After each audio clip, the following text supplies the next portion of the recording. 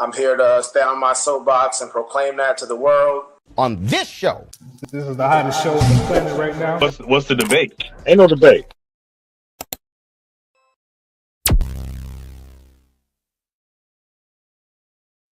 Microphone check 1 2 1 2. I am Edos. You're tuning into the Vulcan Soapbox, where we harness the power of logic and teach you how to reason at the highest level. Again, my name is Enos, and I'm here to introduce my guys. What's going on, Force Payment? What's going on? It's your boy, man, Lee Jenner at your community college, man. I'm here. Okay. And my guy, Freshly Snipes. What's going on, brother? Freshly Snipes, man. I know what it is. I'm just out here getting my shots up. Let's work. And the one and only, go by many names, logos, the people's advocate, my guy Vulcan. What's going on, man? We back. What's going on, fellas? Ready for another one? Let's get to the topic. Okay. Yeah. Let's get to the topic. All right, so if y'all know, you want to introduce the topic, Vulcan? I got to see it first. You got to put it on screen. Gotcha. So everybody out there, all the folks out there, everybody who appreciates critical thinking and analyzing different topics and subject matter, regardless of if it's fun or serious, we just love being curious and exploring all the different possibilities in conversation for our intellectual edification. So this topic right here is Tracee Ellis Ross. She's interviewing with Michelle Obama and her brother, and they're talking about dating, specifically about age gap dating and Tracee Ellis Ross's experience with dating. And so we're going to do a brief breakdown of this. We have other topics we want to cover as well. So feel free to leave questions. If you want to join the panel, let us know. Send us a message and we'll bring you in. Let's get to the topics. Let's get right to the topics. The first video. Let's go ahead and play this. Mute your background, fellas. Let's go. I mean, we've talked about this that often I date younger men. Mm-hmm. And I mean, we've talked about this that often I date younger men. Mm-hmm. And a lot the is because... Let's stop on that, folks. Oh my God, we had a great dinner. We had a great dinner, by the way, where across the table, your husband goes, but why? I can. Yes. Hurry. This is what I'm saying. Tales from Tracee's. It's fun. It's very fun to share. Tracee tale. But I'm sorry. But one of the reasons, though, that because I had to ask myself that question, I was like, what is this about? Yeah. Because I want a partner. And so often, and it's not just that I'm older, I'm also very embodied. I am a full, very whole person who knows myself, who is in charge of my life, and who lives a very full, just robust life. So it's not just age, it's like life experience and sort of a difference.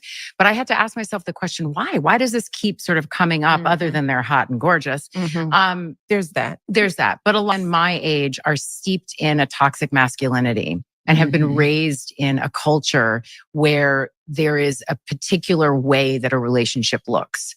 And anything that starts to smell of that for me, I did enough of it where I was controlled and felt like I was a possession or whatever those things were, or prize and I have no interest in it and I will not do it again.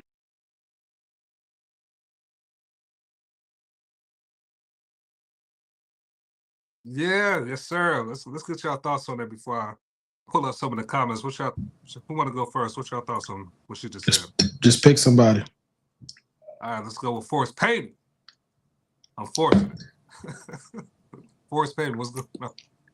Unmute yourself. Mute it. So I knew it was gonna be me, man. I don't got nothing right now, man. I ain't got nothing. All right, but got fresh thoughts. Oh, you muted too. I'm gonna keep it short and simple, man.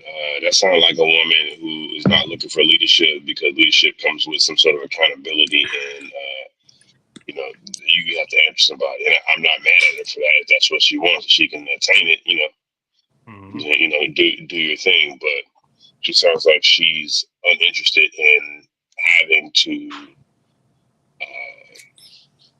be accountable to anybody other than herself in terms of like, what she wants to do and how she wants to do it. And it's really not it's not an opinion or a place that most women can exist. That's why we get so many single women out here today, because they take after multi-millionaire women who say things like this and don't give any context. Tracee Ellis Ross can get married and do whatever she wants. Most of y'all can't. Yeah. Definitely not the best example for most of the young ladies out here.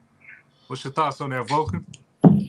Yeah, I definitely, I think there's a lot of truth to what Fresh is saying, and even with what Forced Payments not saying. So I think for the most part, I want to separate it into two different topics. There might be more, so feel free to share more, but I'm hearing two. One is the age gap aspect of her saying she likes to date younger men, why she wants to do that. We can get to that. And also her experience dating men her age or older. That's another conversation right there. So I guess we could start with the age one, and then we can work our way to the other one. So for the age one, it's funny because Kevin Samuels, like 5 years ago, predicted this when he was talking about Tracee Ellis Ross, and she wasn't even in her 50s yet, I don't believe. She was still in her 40s, and he said that she would be dating younger men. And I think that's been proven to be true, what she's saying now. There are things out there, other comedians have mentioned, people that in Hollywood and celebrity have mentioned that they knew her, guys that she would hang around back in the day. And they said that what happened was she was hanging around a lot of the top guys that had a lot of options, and she just wasn't really getting chose in the way that she wanted to be chose. Wow. So I think a lot of women who have opted to remain single or to do very non-traditional relationship setups, a lot of it's because they didn't get the guys that they wanted. If they're human like us, like everybody else, they have people that they want, people they don't want. That's how everybody works. And some people are very fortunate they get to pick the person they wanted the first time, whether it was in elementary school, middle school, high school. Typically our grandparents probably, like I've known friends that their parents know each other since elementary school. And they got married when they were really young. So some people get very fortunate in that way. They find their person and they're married, and, as soon as they are able to do so. And with her situation, didn't seem like it was the case. Seemed like the guys that she really liked wasn't feeling her like that. And so they have to come up with all these different philosophies and theories to maintain their own sanity of why their life's not going the way that they want it to. She's openly admitted that she would, has regrets about not having children and stuff like that. And a lot of that is, we have to understand, as personal choices that she made. We all make personal choices and how our life's going to go. And we're not ignorant. We understand how that works. We understand that if we choose to not settle down, then we're choosing to be moving, and moving has strengths and weaknesses. When you're moving around, there's a little bit less stability. There's a little bit less discipline on your part. And the people you tend to be dealing with who are moving like you're moving, they have a different ambition, a different goal for life. And so she's realizing the guys she's interacting with, she's having to go younger. A lot of guys her age that would be looking to settle down are going to be more traditional in how their setup is, which she finds very off-putting. She says if he gets the whiff of a man who's more into the traditional gender roles, she's out. A whiff of it. I mean, it's not even negotiation, not even a conversation, not even like, hey, look, what can we compromise on and see what we can do about it? She gets a smell of it, it's over. So that's what I think as far as that part, as far as the age. Comment, she lost, this sounds like forced payment. She lost poor woman child. Her consequences, no one to blame. Living with pets. Another younger sad Whoopi Goldberg. Crazy tales, right? Laughing out loud. What that sound like? Forced payment. She lost. What's your thoughts on the comment? I wouldn't say she lost. It's one of those things where it's going to depend on, everybody has to decide what's important for their life. She's obviously choosing other things instead of choosing things that are going to lead to her being married with children and all that goes along with that. She's wealthy enough to where she can still have children with artificial insemination, and they have all kind of AI technologies coming out to help women like that have children. So she's not out of it. She's not out of it. But anything finding a she needs man, built or yeah, anything, she can afford security, a security system. She can afford like armed securities. But again, those types of things, there should be context involved when women like Tracee Ellis Ross say things like this to the general public, because she's making those choices out of abundance and not reality. Yeah. She's I would say my biggest issue with a lot of these ladies is that, and you said it earlier, Freshly, is that they give advice out of their poor choices or choices in a life that's not nowhere near a normal life. And so women hear these women give advice, and you can find fulfillment and other things, outside of family and children and blah, blah, blah, blah. And I'm not even sure all the way what that means. We try to unpack what that means to find fulfillment in other things, but just taking on the surface level, it's like, yeah, people can find fulfillment in other things, but some things are time sensitive. Sometimes you're compounding the difficulty in completing a certain objective if you wait longer. So those are things that never come out in those types of conversations on the Oprah show or in all these women's empowerment shows, is letting women make an educated decision that, hey, look, if you choose to prolong having children, you choose to prolong getting married, your options are going to dwindle because men, pass away earlier. You have a lot of the men who are the marrying type tend to get married earlier. If you're hypergamous and you want a man who makes the kind of money you make or more, what's going to happen is the older you get, the more successful you get, the more degrees you get, those types of men are going to be even more rare. And so all your options are going in the opposite direction. And if you're a person who likes to be, successful and have, better positions, everything about life and business and the corporate world is about maximizing your options, increasing your options. You want to have a better resume so you have more options. You want to be able to get an investment with, so you can have angel investors or whatever kind of investors and, put money in your company so you can have more of a marketing budget. You can pay better salaries and stuff like that. So everything in life as you get older is about increasing your options. Yeah. But you also have to think about with her and her success, the more success that she gains, the more quote unquote independence that she gains, the less the type of man that could be involved with her is going to want her, right? If we're talking about what type of woman, and this is well documented at this point in time, what type of woman some of these like hyper successful black men, want. If I'm tall, if I'm handsome, I got money.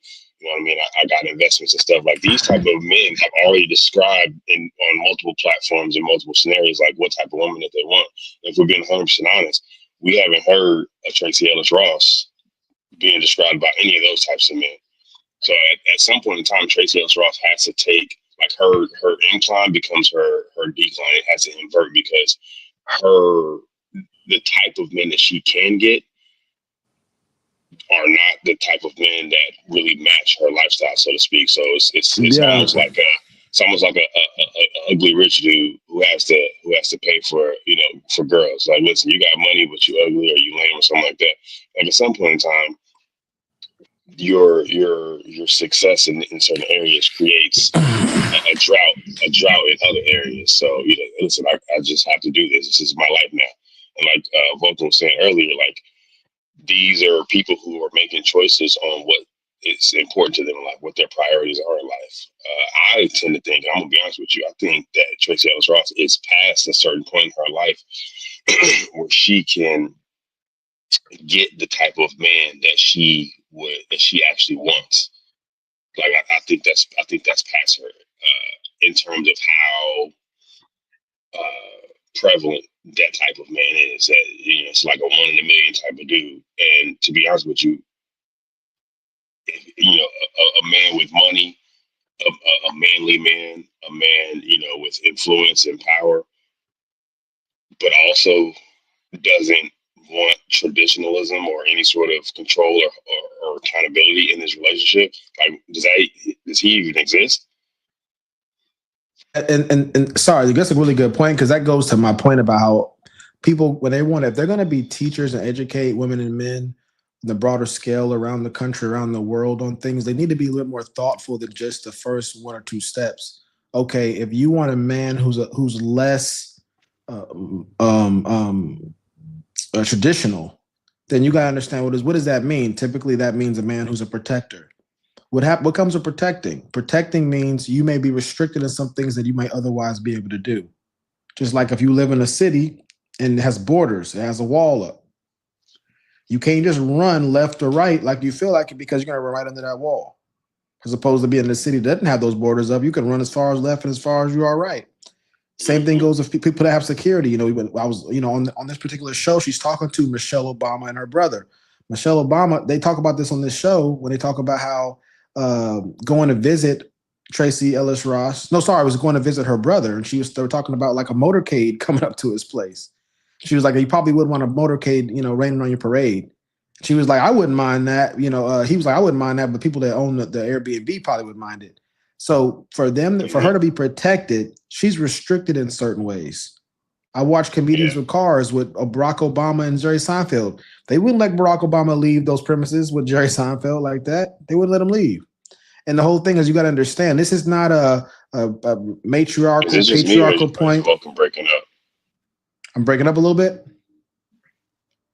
Okay, so so what happens is, whenever we're educating ladies and guys on this kind of topic, if you want this, you're giving up that. Everything is about giving and taking. Everything's about compromising. If I want to have a job, especially if I want to have a job, that means that my time is not going to be unlimited on I'll be able to do things outside of that job. If I want to have a high-paying job, that typically comes with even more restrictions. They want to have more access to your time. And so when you have that kind of a situation, you're sacrificing your time and maybe a little bit of mental peace for a little bit more stress, but a higher paying job. Everything has that going on. And so there's always a double edge to the sword. Absolutely right. So we're going to tell ladies, hey, you can go out there and get what you want. At least, or tell young men, you can go out there and get what you want. At least tell them the other side of it. Tell them what they're going to have to give up to get that. I agree with you when you set yourself up as an educator a la Kevin Samuels or something like that, right?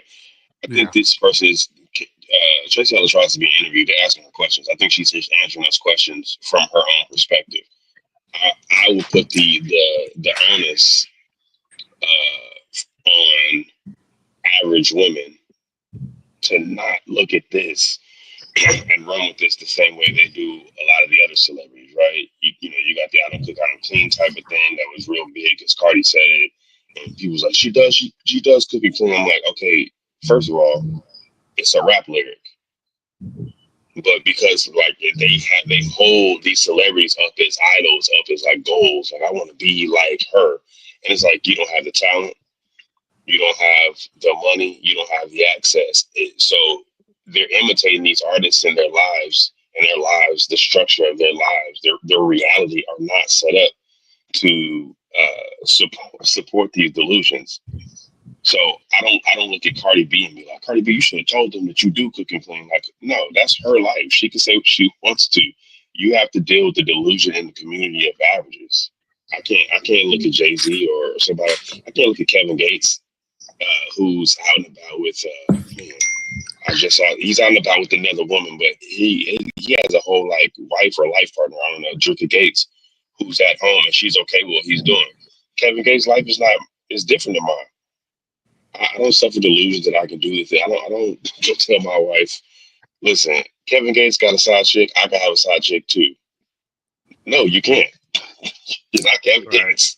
It's not your life. Yeah. So I think the and then you got can, you got should. These are different categories. So the audience out there understand, just because somebody can do it doesn't mean that for us, you're saying they should do it. Just somebody who 100%. should do something doesn't mean that they can do it. So those are different topics, different categories of conversation. Yeah, because you also got to think about double-edged sword on that. When you say, even for Kevin Gates wanted to deal with Drika having her own side dude, right? So a lot of stuff, regardless of who you are, comes with a give and take. So you just got to set your priorities and know it, and kind of be good with what you're willing to lose or give up for these scenarios to exist.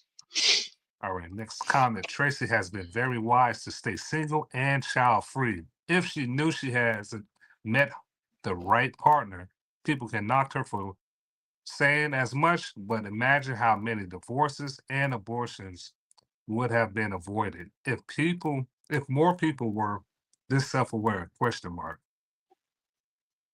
My issue with comments like this is, why do we assume that she's so self-aware? And this self-love, everybody get in tune with themselves movement, we just assume that because somebody asserts that, yes, I'm fully, in tune with who I am and I've met the right person, that's what people would conveniently say in any situation. If you ask any woman or man who's 30s and 40s and 50s and unmarried, or they always say the thing is, I just haven't found the right person yet. It's a convenient explanation, but it doesn't hold any historical weight typically. Most of human history, people were married not by finding the quote unquote right person, but by finding the person they were arranged to be with by their parents. And so this whole, we have to find the right person thing, is what is that based off of? What is the right person? Have we asked the person to list what that right person is? And we would have asked them when they were 19 versus 25 versus 30 to 45. Would they say something different about the right person is? The right person changing? Will there ever really be a right person? Right. And so, sorry, go ahead, Fresh. No, I was gonna say, I think the self-awareness, I would be more willing to give that to her if she had given both sides of that coin, right? Hey, I do this, and that, I get what I want, but I also have to deal with loneliness, right? I also have to deal with multiple dudes. I also have to deal with immaturity in certain places, or have to fit the bill for a lot of the stuff that I do with these. Like, give us both sides of the coin. To me, that has more evidence of self-awareness, like truly self-aware, not just, well, I get to do what I want. That's damn near delusion. And this is not putting on Tracee Ellis Ross, because again, she answered the question that she answered in a short form, interview. But I think if I wouldn't look at that clip of her and be like, she's self-aware. Like, no, she's just rich. Yeah, I was gonna say, they said self-aware, but like, how do we know? Because they said, she avoided abortions and stuff like that. Because she was self-aware and she didn't find that right. She knew she didn't find that right person. But like, how do we know that she's not like, man, I should have been with Daryl. I should have stayed with Daryl. He really was a good guy. So I don't know. Yeah, I mean, we know dudes. Agreed. We know dudes all the time that don't get girls to get shot down and turn around and be like, man, she wasn't that fine anyways. To Vulcan's point, it's a natural thing that human beings do. Mm-hmm. So obviously she's not going to be like, listen, I messed up, and that's not what she's doing on this interview, especially if it's a women's empowerment interview. She's not. The point of that interview is not to tell people like, listen, I probably should have been a traditional woman. I probably should have kept that man or whatever, but I was too in my ego, right? I had too much going on, too much dip on my chip, and I missed that. Like, you're not gonna get that answer from her, especially in that particular form. Now, I'm not saying for the audience, I'm not saying that's how she feels. I'm saying we don't know if that's how she feels, because humans lie to save face. She's absolutely not, right. She's not human. Somebody's phone is dinging every time. I don't know whose phone it is. Somebody's phone is dinging. Whose phone is that? So, but yeah, I mean, she's lying. That could be a thing. But it could be just she's suppressing the truth to the point where she's just deluding herself.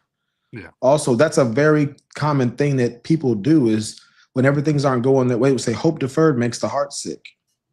And out of a sick heart flows the issues of life. And out of the abundance of the heart, the mouth speaks. When you have a sick heart, you start to speak things coming from a sick heart, which you may suppress what the truth really is. How many times have you been interacting with somebody and they're saying, I don't really want this. No, that's what they really want. Anybody who has children, that's the case. Anybody who's been in some type of management or had to lead a team, people will oftentimes express things and make it seem like they don't desire things.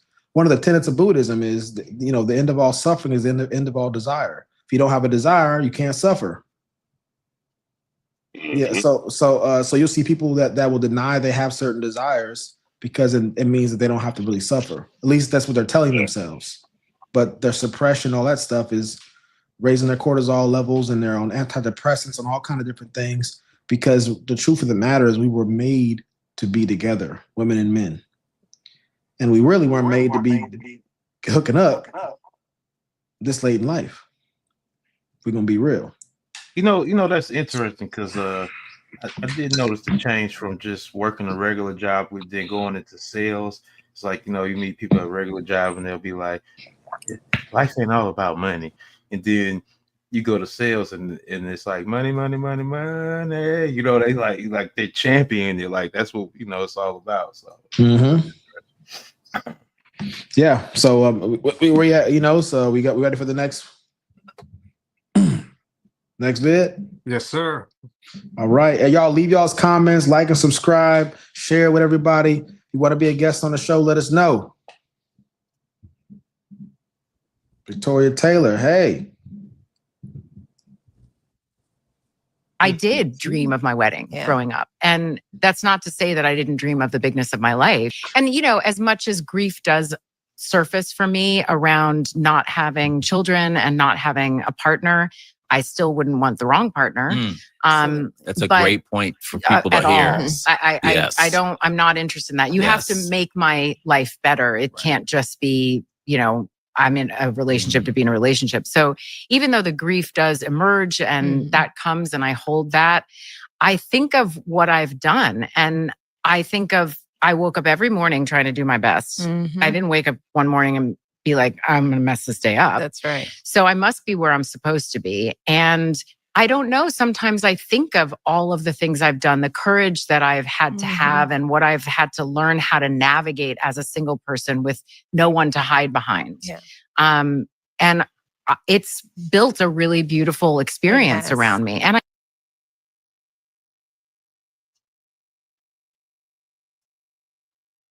yeah. So on that video, is there a certain question you want to ask, so we can just start freestyling, spitting bars? I said, okay. So going on this one right here, she said something. She says, no one to hide behind. This is, again, like a virtue signaling and making it seem like it's like you're better off learning yourself and not doing it with the person. The reality is this: there's certain muscles you can't exercise by yourself. That's the reality of it. So you can, quote unquote, work on yourself while you're just you all you want. And when you try to have those skills translate into a relationship, you're going to realize a lot of your relationship muscles have atrophied or have always been atrophied because you never worked on them. So again, this is a way of making it sound like me getting by myself or having all these failed relationships. You got to imagine at her age, even at our age, but at her age especially, how many failed relationships she's had. And there's this rapper. He says, talks about he made a song for his wife, and he says that talking about players, he says their mates switch so they can play all the same tricks. And I think that's a really good point there. The reality is this: a lot of times, instead of us becoming better versions of ourselves in the context of a relationship, we'll abandon a relationship and try to work on ourselves out of that fiery furnace. Now, if there's abuse going on, if you're abusing somebody, then you need to get out of that situation. If you're doing certain things, because that's not a conducive environment for anybody to get any real benefit out of that. But people that are having, a lot of people are breaking up relationships over normal things. We grew apart, or we wanted separate things, and all the different psychobabble and modern babble that we hear about why things aren't working out. But really it is, you abandoned it because it's easier to just start all over, walk away, instead of working through problems and getting better. So a lot of this stuff that she's talking about as far as no one to hide behind, that's really more of a cop-out. You're not hiding behind somebody by working through your deficiencies in a relationship and yourself by staying in a relationship with somebody. Because there's certain skills, again, that can only be worked out through intimacy, through vulnerability, them seeing you in ways that your friends don't see you because your friends aren't intimate with you in that way. Yeah, I mean, lack of social or relationship skills can also be seen as hiding behind independence or hiding behind knowing yourself or finding yourself. Like what you're doing is you're just not, like Vulcan was saying, you're not working out these skills, these social skills, because a lot of people, it's a cop out because a lot of people, especially once you get to a certain place like Tracee Ellis Ross, like any basic skill, the older you get, the less you use it, the harder it is to learn later on in life. So if we're being honest about it, right, just, like some of our mothers and fathers, it's just entrenched. Like, this is just who I am at this point in life. It would take a drastic life change. It would take, a major amount of life trauma to have me change fundamentally who I am. So Tracee Ellis Ross has been, she hasn't been married or she hasn't been single. Like, somebody asked Mary J. Blige a question about kids. Mary J. Blige is almost 60. She was like, yeah, kids don't fit my life. I like how my life is. Now, that's not saying the kids don't have their own benefit, but she's being honest. Like, listen, at this point in my life, kids would disrupt things. I like the way it is. It's just how it's set up. So and again, just so we're doing it both sides of the coin thing, Mary J. Blige has sacrificed the joys of motherhood. She's given that up at this juncture in her life. So it always is a give and a take, a double edge to that sword. So she lives her life independently. Everything's cool, but it's like, okay, there are benefits of the thing that you don't have that you're missing out on, and you just got to deal with that. Yeah, and then to me, I'm not here to judge her one way or the other, whether she chooses to do that with her life. My thing is just whenever they're going to educate younger women, tell the whole story. Tell them about the psychological help you had to get. Tell them about the times you cried at night about relationships that failed because you chose men who you were more attracted to physically, or guys who had the resources that you wanted but didn't want to commit, or that stepped out on you, and all those different kind of things that go along with that. Not saying that other men don't do those kind of things, but we got to be honest about most ladies. If you get them, a few drinks in them, or get them in a very somber moment, they'll tell you they had a Mr. Right. They had a good guy. They had a guy who they thought would have been a great husband, a great father. But there was other places where he was deficient, or they weren't in the right place to be able to see who he was. And especially if we're at the lady's age that we're talking about, Tracee Ellis Ross now being in her 50s. There's plenty of guys that she's passed up on for the other guy who was on paper, a better candidate as far as his resources and swag and esteem and all that kind of stuff. So these ladies got to be honest with their audience and saying, I passed up on those things, or some of those things. I got this comment right here. Peace for her is accepting the fact that her best years are behind her and she can offer nothing more than companionship. Those standards she's holding to the men she's dating is running them off, which is causing the grief she was describing. It's self-sabotage at this point. Yeah, I think there's a lot of truth to those kind of things, especially what kind of damage is going on with these young men that she's just casually been in relationships with, because she's already talking about a certain level of success and the kind of men that she would be drawn to, these men who are well established and successful in their respective. She even talked about on that show about the kind of men she need to have as much to lose as her. Now, what percentage of young men are going to fall into that kind of a category? Yeah, I definitely was wondering, like, what's the age range? My bad. I was just wondering what that, because if she's 60, then like young to her. Well, she's 52. Oh, 52. I think she's like 52. Oh, that was Michelle Obama that said 60. That's right. Yeah, yeah. And so the thing is like, what's happened to these young men that she's dating, and when it comes to those situations, how do we know that she's not causing those guys a lot of issues and problems? Because those guys aren't going to be to measure up to a lot of the expectations that she has. Even if these guys are somewhat successful, when you're at that age, the kingdoms rise and fall at that age. You haven't got to when you look at it statistically speaking, men don't hit their financial stride till they're really in their 40s and 50s. Yeah. The average millionaire don't become a millionaire until what, late 40s, early 50s. Average. Yeah, that's what that's Vulcan was talking about. Also, real quick, you can leave that up there. Cool. Do we look at Tracee Ellis Ross intentionally dating younger men the same way that we would look at it if the roles were reversed, the gender roles were reversed? Do we look at her like, oh, she's taking advantage of these young men? Now she has positional authority, those types of things in these relationships. So maybe there's something, what I call the golden handcuffs, men dealing with certain things that they wouldn't normally deal with because, she's buying things for them. She's paying certain bills for them. You paying my rent, like those types of things. And again, some of these men, she's wasting a lot of their time, their years that they could be pursuing relationships and building themselves as men for the woman of their future, because with full knowledge that it's never going to go anywhere. So you taking young men and you taking years off of their development for their future wife. Because you want to play. Is she a trophy? Who you seen her out with? No. I mean, when I say she's a trophy for a younger guy, she's a trophy. You mean like even a notch? You probably mean more to say like a notch than like a trophy. She wouldn't be considered like necessarily a trophy, but what I mean is a trophy is like I knocked that. Oh yeah, knocked. Notching a belt. A well off older lady. You know what I'm saying? Boom, hit a midget.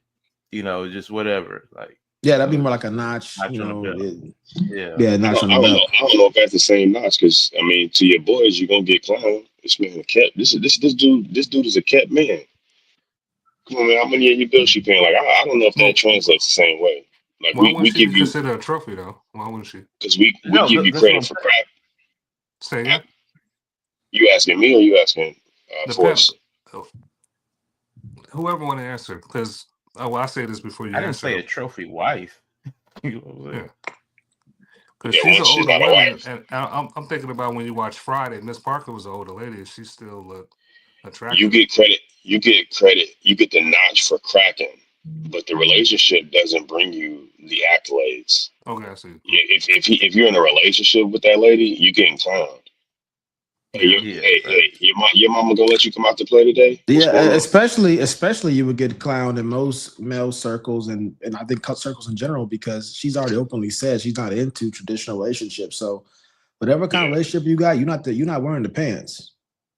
You don't have to man in a relationship. Y'all, both of y'all might be wearing one pant, but you ain't wearing the pants plural.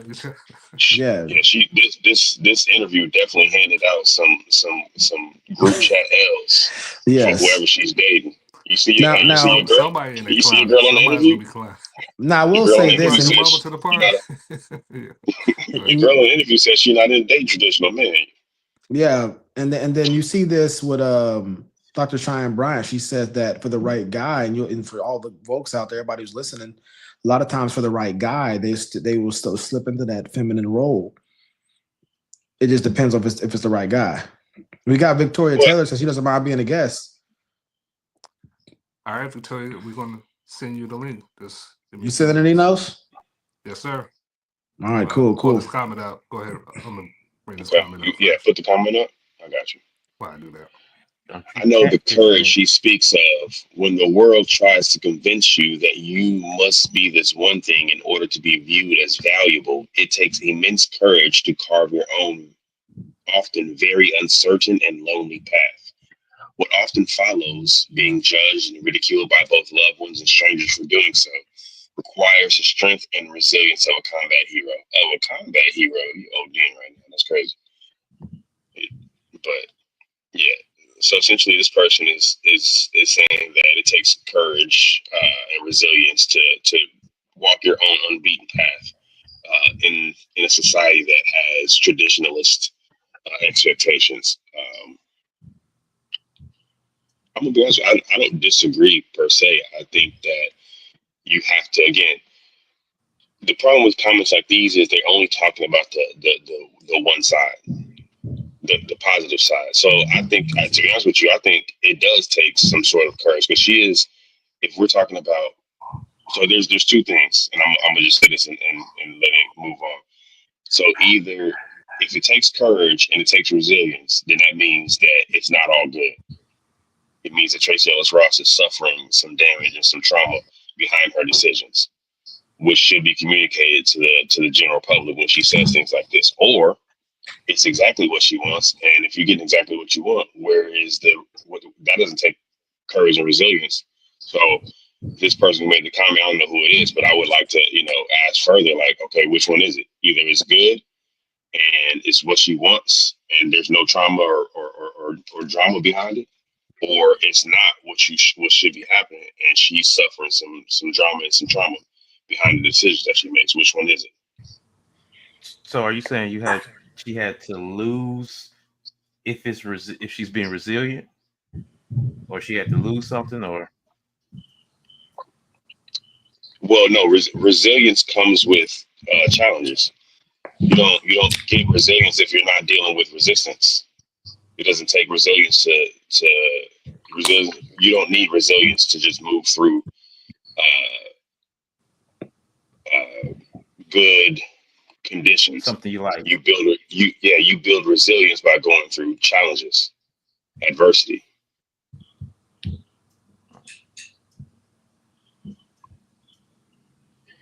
There's a clip that resurfaced of the Samuels fellow talking about Tracee Ellis Ross not being marriage material.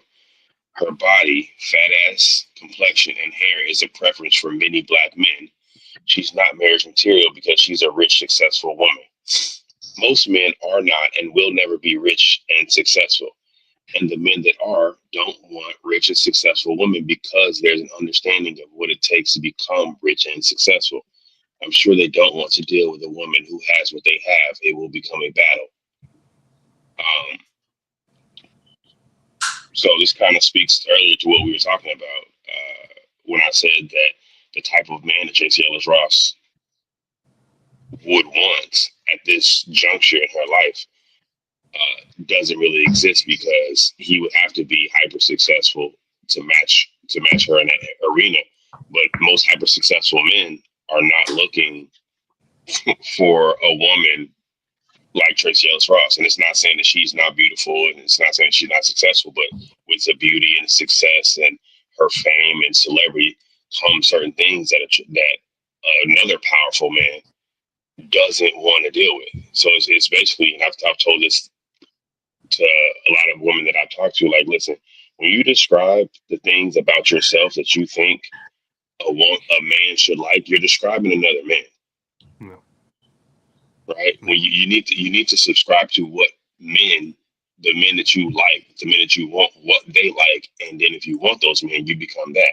But when you get a woman who's like, listen, I should be able to get a man because I'm successful, I got my own job, I got my own car, I'm educated. You just described a successful man to them. That's not what they're looking for.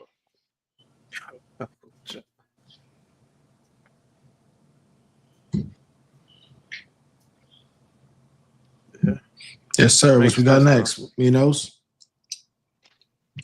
Hold on, bro. No, go ahead, Enos. Is there any more comments?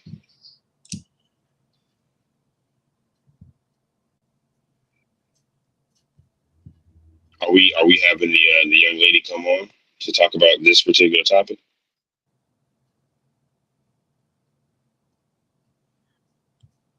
Okay.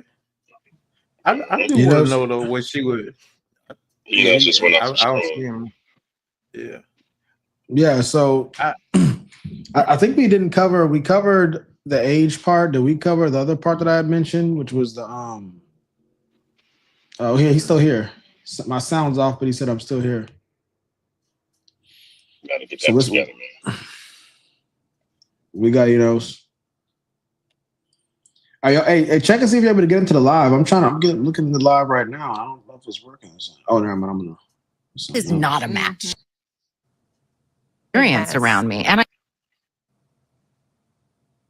is not a match. Yeah. And I have long been past the age where I feel like it's my job to teach somebody or grow them up. Yeah. That I'm not interested in. So, but it's interesting. I mean, there's so many different philosophies on dating, and I have come up with mine. I have come up with what works for me and what makes sense for me and what feels safe for me. Yep. You know, I mean, like I'm not on dating apps. I have friends that have great success with dating apps, but that's just not something I'm comfortable So with. you're meeting folks in the wild then? That's the only way for me, or someone sets me up, or Okay. I meet them at an event. I meet someone. It's usually people that also have a level of recognition that they, you know, have as much to lose as me to a certain extent. I don't know. I mean, I haven't had great luck lately, but I do have to say I'm moving up on what it is that I'm looking for as a match. Yeah.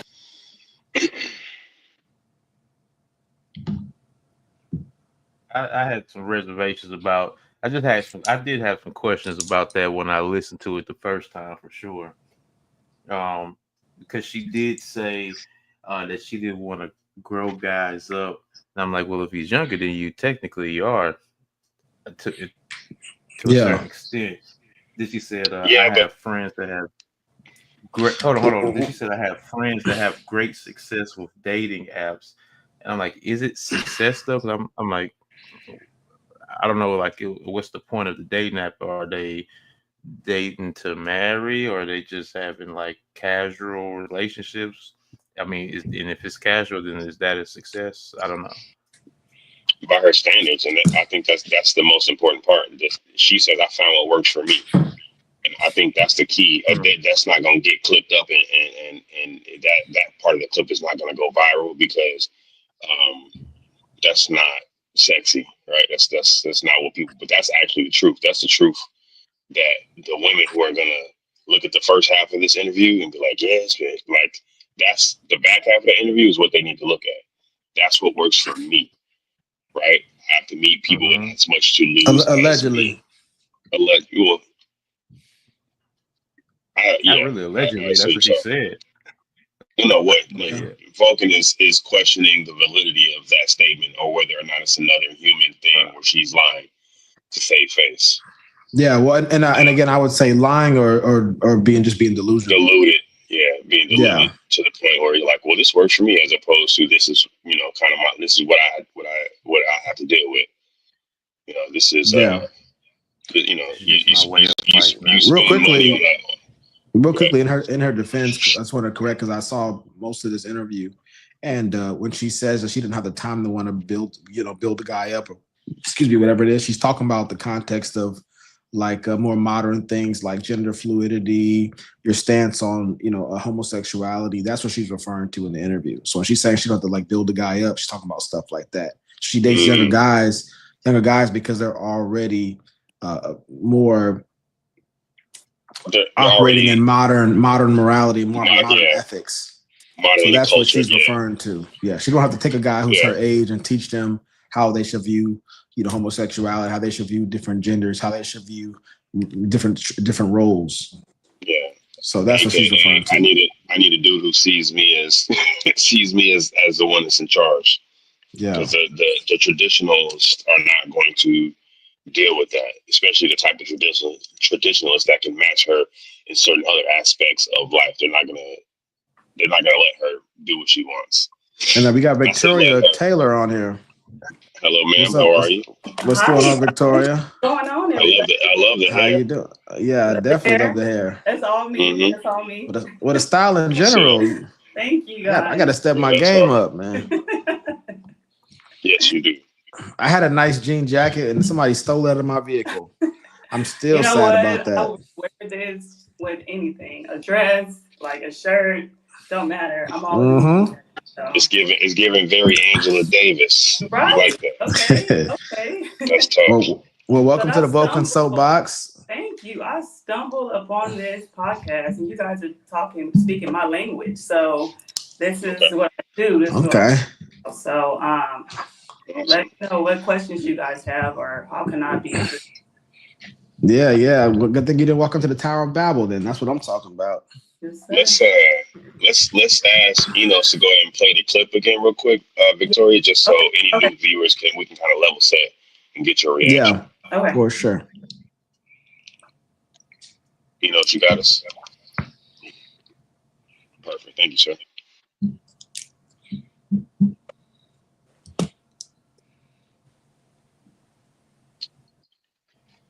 Oh, wow.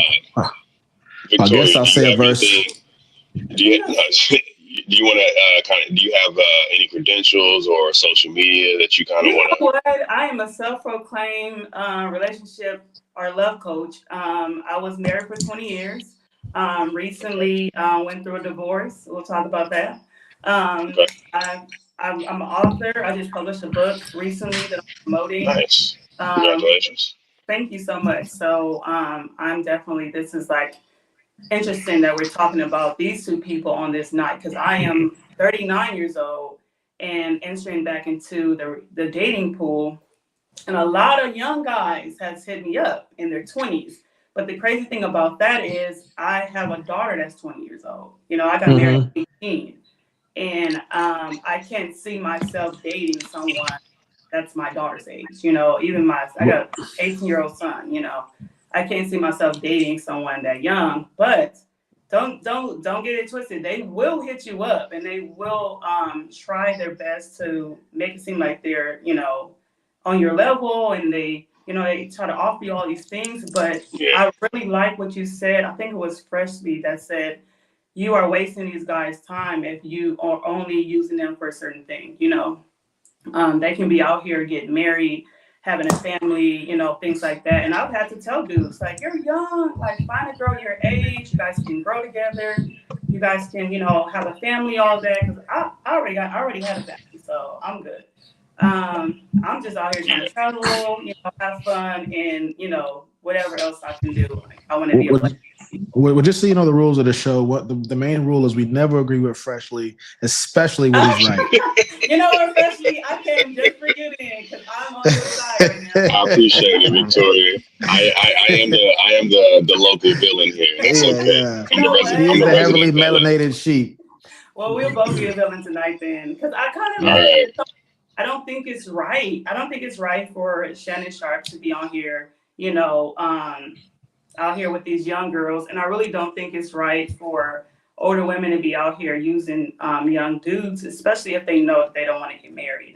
They can't have kids. Like, it's like, what are we doing? You know, there's men your age that you can go have fun with and you can hang out with and you can travel with. And if you want to just, you know, have a pillow pet, you know what I'm saying? They up for that too, you know, so. Yeah. And just, you know, how we looking, you know, while they're finishing their combo, you know, it's how we looking. Because sometimes it'll be they're waiting on you and you're waiting on them, and we end up in this circle. I'll go ahead and reserve my comment. We can play it. Okay, go ahead. That often I date younger men. I mean, we've talked about this, that often I date younger men. And a lot of it is because... Let's stop on that, folks.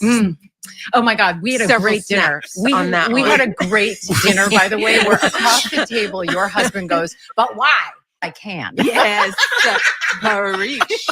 This is what I'm saying. Tales from Tracee's. It's fun. It's really fun to share. Tracee tale. But I'm sorry. But one of the reasons, though, that because I had to ask myself that question, I was like, what is this about? Yeah. Because I want a partner. And so often, and it's not just that I'm older, I'm also very embodied. I am a full, very whole person who knows myself, who is in charge of my life, and who lives a very full, just robust life. So it's not just age, it's like life experience and sort of a difference. But I had to ask myself the question, why? Why does this keep sort of coming up other than they're hot and gorgeous? There's that. But a lot in my age are steeped in a toxic masculinity and have been raised in a culture where there is a particular way that a relationship looks. And anything that starts to smell of that for me, I did enough of it where I was controlled and felt like I was a possession or whatever those things were, or prize and you can go ahead and pause there. I think we got the gist of it.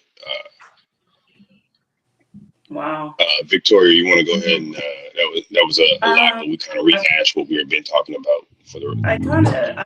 I understand where she's coming from, and the reason why she don't want to date men her age or older, because a lot of those did come up with you do what I say, shut up, like stay in your place, type of issue. And I know sometimes they call it toxic masculinity. I don't necessarily call it toxic. I would just say that's just the way they were raised. They got it from like their dad or their dad and their grandfather. And that's just how it was. I know back in the day when I first got married, we will be in church and they will say stuff like, if the wife don't want to have sex, take it.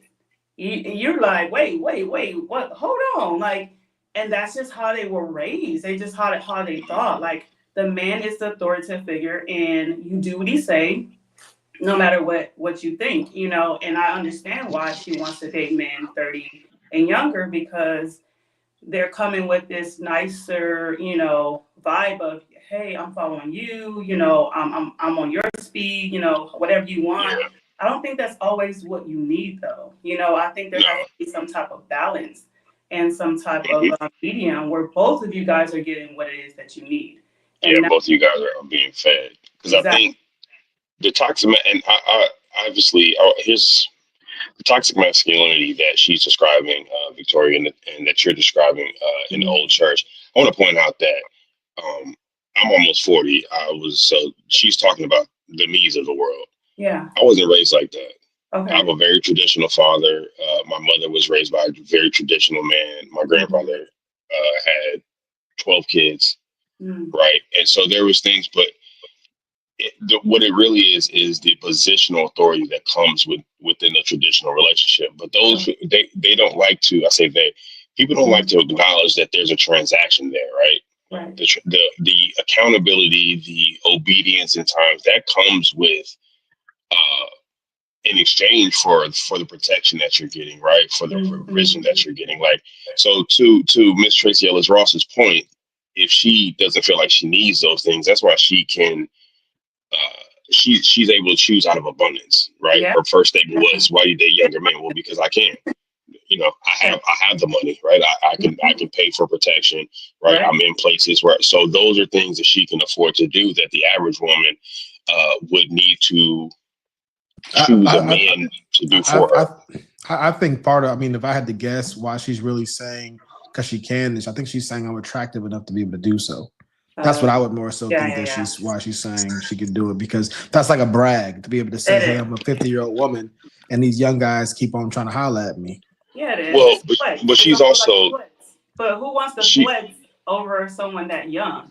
That's not really a flex, because they can't offer you what a man your status can offer you other than sex. So it's not a flex. A lot of women do. I think she's speaking to the. Go ahead. What'd you say? Do what? Fortunately.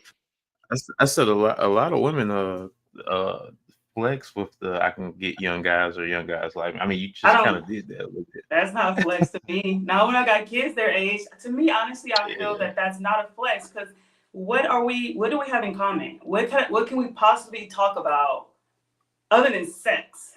Really, getting down to the nitty gritty of it, what can you really teach me? I want to be in a relationship with a man that can teach me something, that can show me something, that can, provide a perspective that I haven't already seen or heard or done. But you're talking about a 21-year-old kid that just got out of college, that just got out of high school like 3 years ago. Like, really, what can you possibly teach me, a almost 40-year-old woman? So that's really not a flex. Yeah. Vulcan, I think Tracee Ellis Ross is another wrinkle to that. Her money allows her to kind of skip over some of the evolutionary needs for men. We talk often on the show about the reason why men. 100% agree with you about that. 100% agree. I don't think that's what she meant, because she gives me the kind of person, like, a lot of times ladies get on these shows, they want to show to the public, I don't need this. This is all out of a desire, because there's no need. And so what you're saying, what you're saying will fit in there. But I think with her, that's kind of the obvious thing. People know she's successful and rich. I think she's more so saying because I can, that they're hot and I can actually do it. I just don't think she was talking about the financial side. I think she was talking about that's how attractive I am. These young men are still hitting on me. Like I can do that. So it's like I'll let go my age, pretty much. Yeah. I can get these young men because they still trying to be. I could be wrong. That's how I'm taking what she's saying. I would say this: if we put the shoe on the other foot, right? I would bet money that a Shannon Sharpe would say the same thing. I can get these young girls, but are you getting them because of how you look, or are you getting them because what you can offer? Right? Is this a sugar mama type of thing? I know Tracee Ellis Ross got money. I know she like younger men. You know, I would say it's probably both for Shannon Sharpe. Yeah. Probably a little bit of both. We're gonna talk about that later, but yeah, I mean yes, let's talk about that now. Yeah, I think she's getting attention that aligns with where she wants to be in life. But I don't know if it's. I'm gonna be honest with you. Tracee Ellis Ross is an attractive lady, but she's cool. Yeah. Her body is crazy, but I want to. There's. I wouldn't even say her body is crazy. I mean, it's an asterisk there because it has to be for her age. Like if you take if you put Tracee Ellis Ross up against a 25-year-old Instagram model, with the same kind of proportion, she's not winning that. I don't think you got to even do that. I don't think you even got to do that. I mean, when you look at her, if you were to see her as what Kevin Samuel say, fresh out the shower, you're gonna see like she's 52 years old. I mean, I used to watch the show Girlfriends. I mean, she was the least attractive on the show. She had the light skin thing going for her. Don't get me wrong, and I thought she was an attractive lady too. I thought all of them were attractive, but I think most of people I talked to about the show, she was the what do guys talk about when we're about which one's the baddest? She was typically last place, and now of course obviously seeing her on TV with the makeup and everything going on, But if you see certain pictures of her and stuff like that, you see she's not. And the reason why I'm not saying this to make her look bad or to speak disparagingly about her is because a lot of times we tell these ladies when they're getting older that you still as bad as you the baddest and all this stuff right here, instead of letting them live in reality that all of us are aging. I was looking at my face and I had a wrinkle coming around. I'm like, where's that wrinkle coming from? We're getting older and we got to acknowledge that. And black don't crack only accounts for so much. But if you're competing against other blacks, my black not cracking and my almost 40 years old is not the same as a 25-year-old brother. He still looks younger than me. So there's a 52-year-old woman out there who cannot get young men because she's not Tracee Ellis Ross rich or famous. Right. So it's not that like just any 52-year-old woman can get younger successful men. Right. So we can move on to the next. Get them in what way, I guess, but that was what I was gonna kind of focus on. Are these guys dropping on one knee, or these guys are just having a good time? Victoria was making that point earlier where she was saying, like, for what other than sex are we even having this coupling? And it's physical. It's not companionship. Sorry, go ahead. No, I'm done. Oh, I was going to say, a lot of times when you have people like Tracee Ellis Ross and a lot of women who are in stardom in Hollywood, they always get, you're so beautiful, and they get that their whole entire career in life. So even when they get 60 and 50, they're expecting people to still approach them and say, you're beautiful, I'll be with you and all that. But if you take a 25-year-old man and say, hey, I'm offering you this or this, he's typically going to go for the woman that's his age because he knows, like, I can have something with her. I can teach her something. She can grow with me. Like, it will always be trying to live up to her standard. And that's not always good, because she's always had money. She's always, been in the limelight. That's a lot to put on. Oh, that's a good point. I didn't think about that. Who her parentage is. Right. She always had. Tracee Ellis Ross ain't had a liquor struggle. Right. So, I mean, if my 18-year-old son told me he wanted to date her, I would honestly say, why? When you can have a beautiful young lady your age that you can, grow old with and have, have babies and all that. But I can tell you why. Older women her age, they know what it is. You don't got to play the games. Right. She wants him because he's, like she said, because he's hot. We already know what's popping. We don't got to do all that.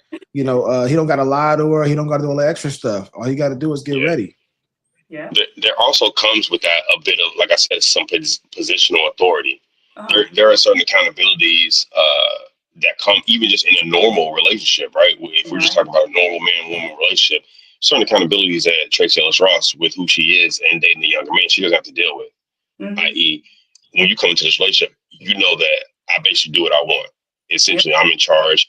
Here's the thing: it's if you flip the shoe, it's really the same thing. I am funding this, right? I am in positional authority. So there are certain things that come with the benefits of what this is, right? I'm going to pay for certain things. I'm going to buy you nice things, you know, the golden handcuffs, if you would.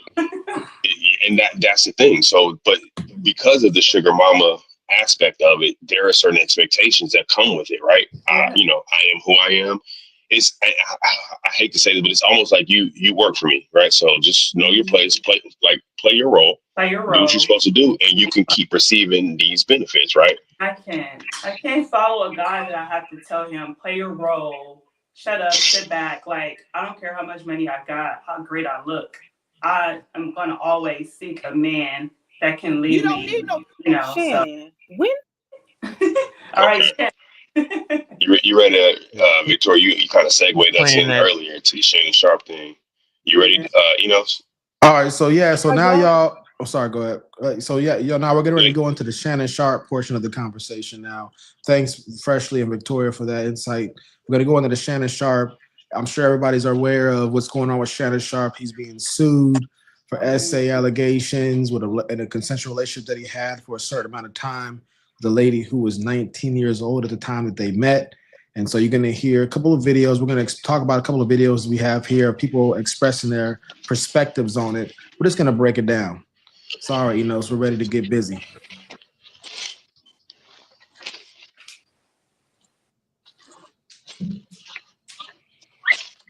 Brother's going to learn. Now you got this snowflake recording your phone calls, and who knows how many other phone calls she's got recorded of you to make her case, which you helped her with her case. And how long were you talking to this little girl? She sounds like a little kid on the phone recordings. And how old are you? You in your late 50s. Why are you running after these little girls? Shannon, all this little girl needs is reasonable doubt.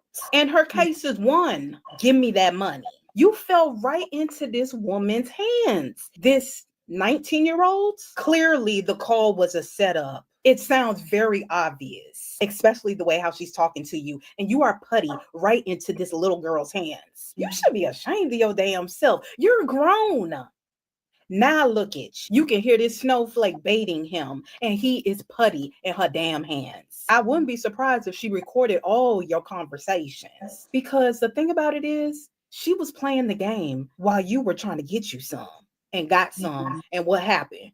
Now she wants her shmoney. What were you thinking? Wow. What did Biggie always say? Money, more problems. Damn, that is such a right quote for this moment right now. That girl wants $50 million. Who she thinks she is? Chelsea Clinton? And the thing about it is, I don't feel sorry for you, because you're the one that was talking about Drea and that whatever her baby daddy on these young basketball players, but at the same time running after these little girls too. That woman sound like a little kid on the phone, and your dumb ass just eating it up. That's what you get for thinking about the wrong head. Shannon.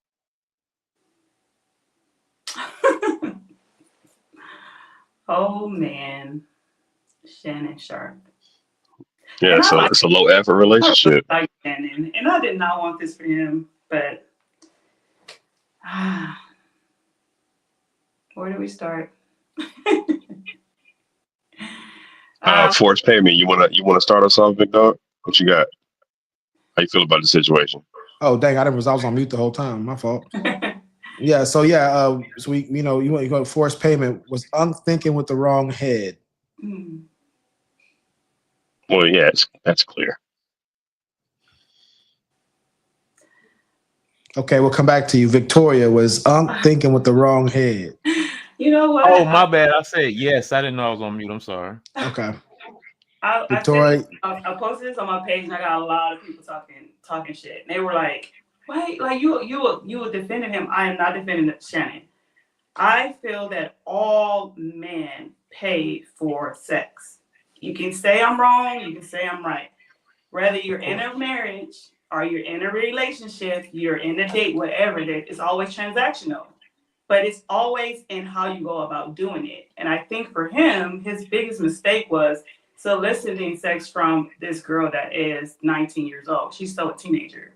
Now, if it would have been a 30-year-old woman, 40-year-old woman, 50, even 70-year-old woman, I don't think this would have got that much publicity. But because of her age, everybody's like in an uproar about it.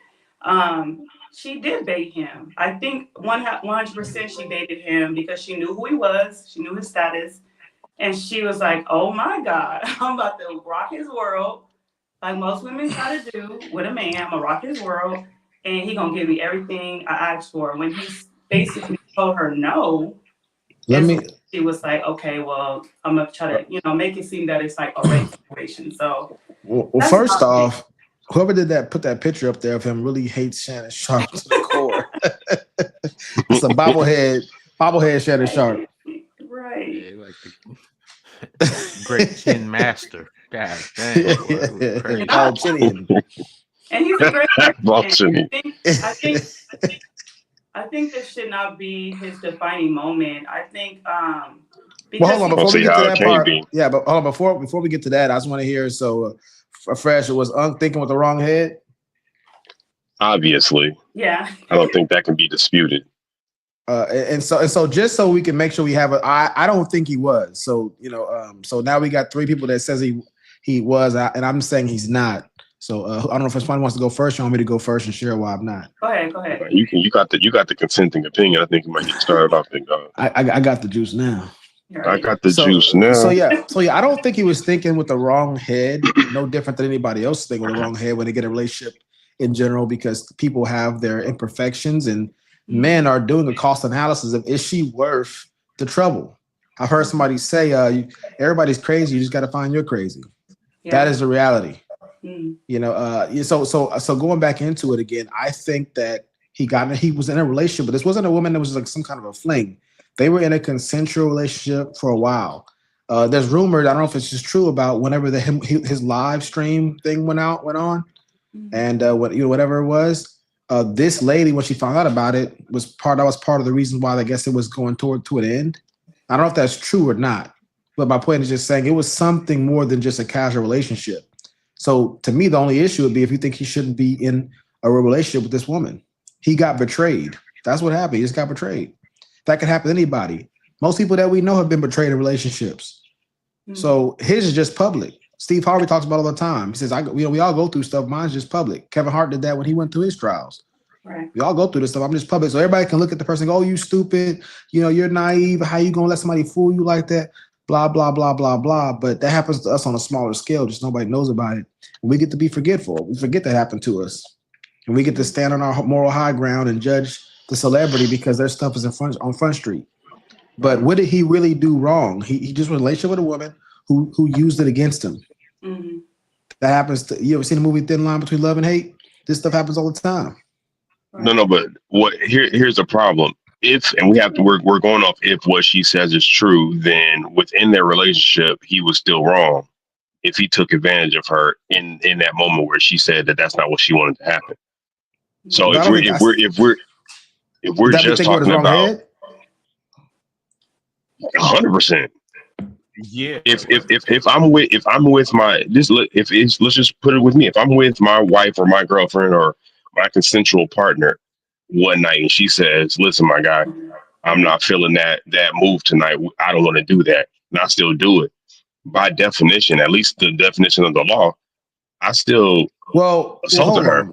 Hold on, okay, because I thought we were talking in the context of the video we just watched. She didn't believe, she think he was set up. So she's not claiming that stuff is legitimate. She's claiming he got finesse. So we're saying if you're taking the stance that he did do those things, then yeah, obviously we can agree with all that stuff. I'm saying that he didn't do that stuff. I think the evidence demonstrates, as the lady in the video said, that he was set up, whether it was the phone calls, all that kind of stuff. He got finessed by a younger woman. That's what I think the lady on the video was saying. That's what I personally believe. But I think that anybody can be betrayed. So I think he was thinking with the same head we all think with. And any of us in a relationship right now can be betrayed in the same way, just not going to be on the news. So in that context, I for sure cannot be caught up in the same way with a child that young, because my thing is, and this is where the celebrity comes in. Not that young. I'm saying that you can be set up with a woman, regardless of her age. But we're talking about in the context of should he have been in that relationship with the woman? You said if if it's not wrong for to be in a relationship, she'd have been in the relationship. I think he should not have been, because Shannon Sharpe needs to consider what she would be in a relationship with him for. And if he's honest with himself, it's for the money. If I'm with somebody that's with me for the money. That's everything. That's every relationship. Victoria just got done saying they're transactional. It's very transactional. My point is, what do they have in common? Where are they meeting other than his fame, celebrity, and what he can do for her? If I'm with a woman who I know is with me for the money, then I know for a fact at some point in time she's going to make a play for the money. He's a celebrity. That's different than money. There's money. He's in the top 1% of peak physical shape of anybody in the universe right now. He's a good-looking guy. He's tall, dark, and handsome. He's charismatic. He's funny. This is why America fell in love with this guy in the first place. Let's not pretend it's just money. She liked him for all the reasons why we pretending. liked We see it's just for money. It is. Hold on. Okay, what do we see that's showing it's just for money? What person do you know that records conversations? That happens all the time. Y'all need to talk to a divorce lawyer. Y'all need to talk to a divorce lawyer if you really believe that. This stuff happens all the time in America.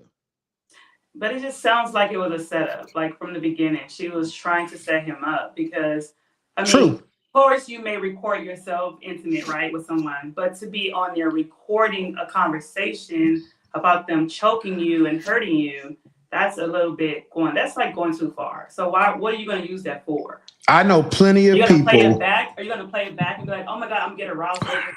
Yeah, I know plenty of people who are video recording their escapades, and audio recording them. So again, that's regular everyday people. So I'm trying to say what makes his situation special. I know we all want to browbeat him and tell him he's wrong, but I haven't heard yet how what he's doing shows that he was thinking with the wrong head. He just got finessed. He got taken advantage of, like people do all the time. That are everyday people, people their age and their color. I don't know if you saw a video of him, and it was on his night show with Ocho Cinco. Ocho Cinco was like, hey, this is a 37-year-old virgin. You should, give her a call. He was like, I don't know, 37-year-old virgin. I want a sinner. Is what he said. He knew exactly what he was going for.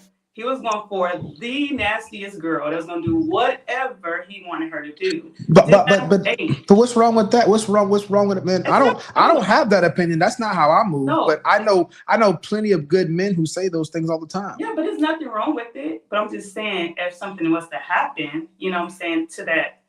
Okay, I was going to say it's nothing wrong with it, but when it comes down to now, it's become transactional. Where now you want $50 million. Well, hold on. You said earlier there's always transactional. So now you're saying it got transactional. But... No, I'm saying he probably funded her. She's OnlyFans, right? I'm pretty sure he funded her. Their escapades. Yeah, and that percentage of the funding he did for her is probably the same percentage of funding that those of us who are dating we spend. From my salary and my net worth to the money I spend on a date is probably way more disproportionate than when he's spending on her with his net worth. Then how do we get to 50 million then? Well, again, he got finessed. But again, he didn't go in a relationship expecting to be finessed like that. They had a real relationship. Whatever that relationship was, it was a relationship to where real. Because just think about it. It's Shannon Sharpe. Like seriously, and you're getting me from my OnlyFans page. No, that's not a real relationship. They get married too. They get married too. They met at the gym. I'm pretty sure they met at the gym. I'm pretty sure he knew that she had an OnlyFans, but they met organically at a gym, from what I'm understanding. Who said that? Is this a story? Yes, I think at some point in time he told a story where they met at. Yeah, they met at the gym. That's where they met. They met at the gym that they work out. They're both workout. They're both gym rats. They have a lot in common. They're both, paid by audience people. They're both, gym rats. They're both really into their physique and their overall look. They have those things in common. And then he pursued her, from how the story goes. I don't know if that's actually true. And that was what he was doing. And then she sabotaged it. Just like we saw when Janet Jackson got married to that billionaire and had a clause that if she stayed for a certain amount of time or a certain amount of babies, she got a certain amount of payout. She left not that long after the maximum amount of payout was. Wow. Yeah. We don't walk around saying she finessed that dude. So and she's black and older, So I just don't get why we're making a big deal of the age thing or the fact she wasn't black. But we got another question. It's that age gap. I swear, if this was a 37-year-old woman and she said rape, we probably would be like, yeah, she got raped. She got raped. But because she's 19 and she's going for 50 million, where it's kind of like, do we want to believe it? But it's just, I don't know, it's sketchy because we don't know. So excellent point, Victoria. Let me ask this question, and then I'm gonna give it right back to you, Victoria. Why doesn't anyone seem to feel sorry for Shannon Sharpe? I can. That's easy. Victoria, what you got? Or you want to pass it to Force Pay? I feel sorry for Shannon. I want to sit on his couch. That is my guy. I literally watch his podcast every day. I will be watching something that he posted. I feel sorry for him because, like I said, when I posted on my page, and everybody was like, "You're taking up for Shannon." I feel like he was duped. Like you said, he was finessed. I feel like he was a setup. I feel like you could have. It's so many beautiful women out here. Why do people in general not feel sorry? Because all the videos I'm seeing online are showing the vitriol, and we watching the videos just now. The lady said he was stupid, because she's a little girl. That's why. That's why they're not feeling sorry for him. Because she's my daughter's younger than my daughter. So if a young person pulls a credit card scam on you or does something to you to deceive you or manipulate you, you're not going to get the same sympathy as if somebody your age does it? No. Doesn't somebody your age have more of an experience in a network to be able to pull some kind of injustice against you? We don't feel sorry because Shannon Sharpe has been a professional athlete since he was her age, and he should be well versed in these type of activities. Yes. He didn't get an NDA. He got recorded saying wild things on the phone. He this is like celebrity or pro athlete 101. We usually see this type of finesse with the younger athlete, somebody who's just getting into the game, who never had money or anything before. He has one slip up in 60 years. Give him a break. Y'all can he get one per lifetime? You only get one life. Hey, this is crazy. What kind of perfectionism are we talking about here? That one can destroy your whole career. Well, this is an easy finesse, though. One? He gets this is a low level finesse. No, this is the finesse we know about. This is just the finesse we know about. That's all we can judge him on. We have one incident right now. This is a low level. This is a low level scheme. Most of us wish we got to live that life, to live his life, to be a Hall of Fame football player, amazing college player, have a great broadcasting career, go in to have the biggest podcast interview in history, and then has one blemish. This is not a complex scheme. They teach young athletes coming into the league about this in particular. So y'all don't get recorded. We have 100%. But I'm also being held accountable. No, okay, put it like this. The question was, why doesn't anyone seem to feel sorry for him? Because he knows better. Yeah. I'm not saying he's perfect. I'm saying I don't feel bad for him because he knows better. He got caught up doing something he knew better than. You ain't getting no turn. He knows. Next topic. Move to the next topic, man. Forced payment. You got something you want to say? If no, we'll move on. You on mute. I don't think. I mean, to the people I've seen, it kind of went from like they immediately said Shannon didn't do this. Most people I've seen immediately, it was like, I don't think Shannon did. But the ones that are saying he didn't do it are still saying that he was dumb and stupid and naive, and how could he fall for this? So again, I don't know about naive. Well, no. I'm saying. I think it was just the progression of the facts, or what may be the facts allegedly, that kept coming out. It's like, okay, like, hey, no, I think it went from this is not true to like, oh, Junk, that's a little bit shaky right there, but it's still not true. And then it's like, oh, whoa, that happened. Like now he's an idiot. It's not true, but it looks bad. That's what we saying. Like it's not true. It look real bad. You go to jail now. You go to jail now. You did some of it. A lot of people said Shannon Sharpe definitely did some of this, which is probably why he's gonna get it. Like probably. Well, he has so much content out that shows him as a creepy old Nick that she's trying to paint him out to be. He's not helping himself. he be on with Ocho saying some wild stuff. I told you, like, bruh. Christian. Here's the thing. Here's the thing. I will say, if you're gonna say wild things like that, then in your real life, you have to be the furthest away from that so it can be parried. Right.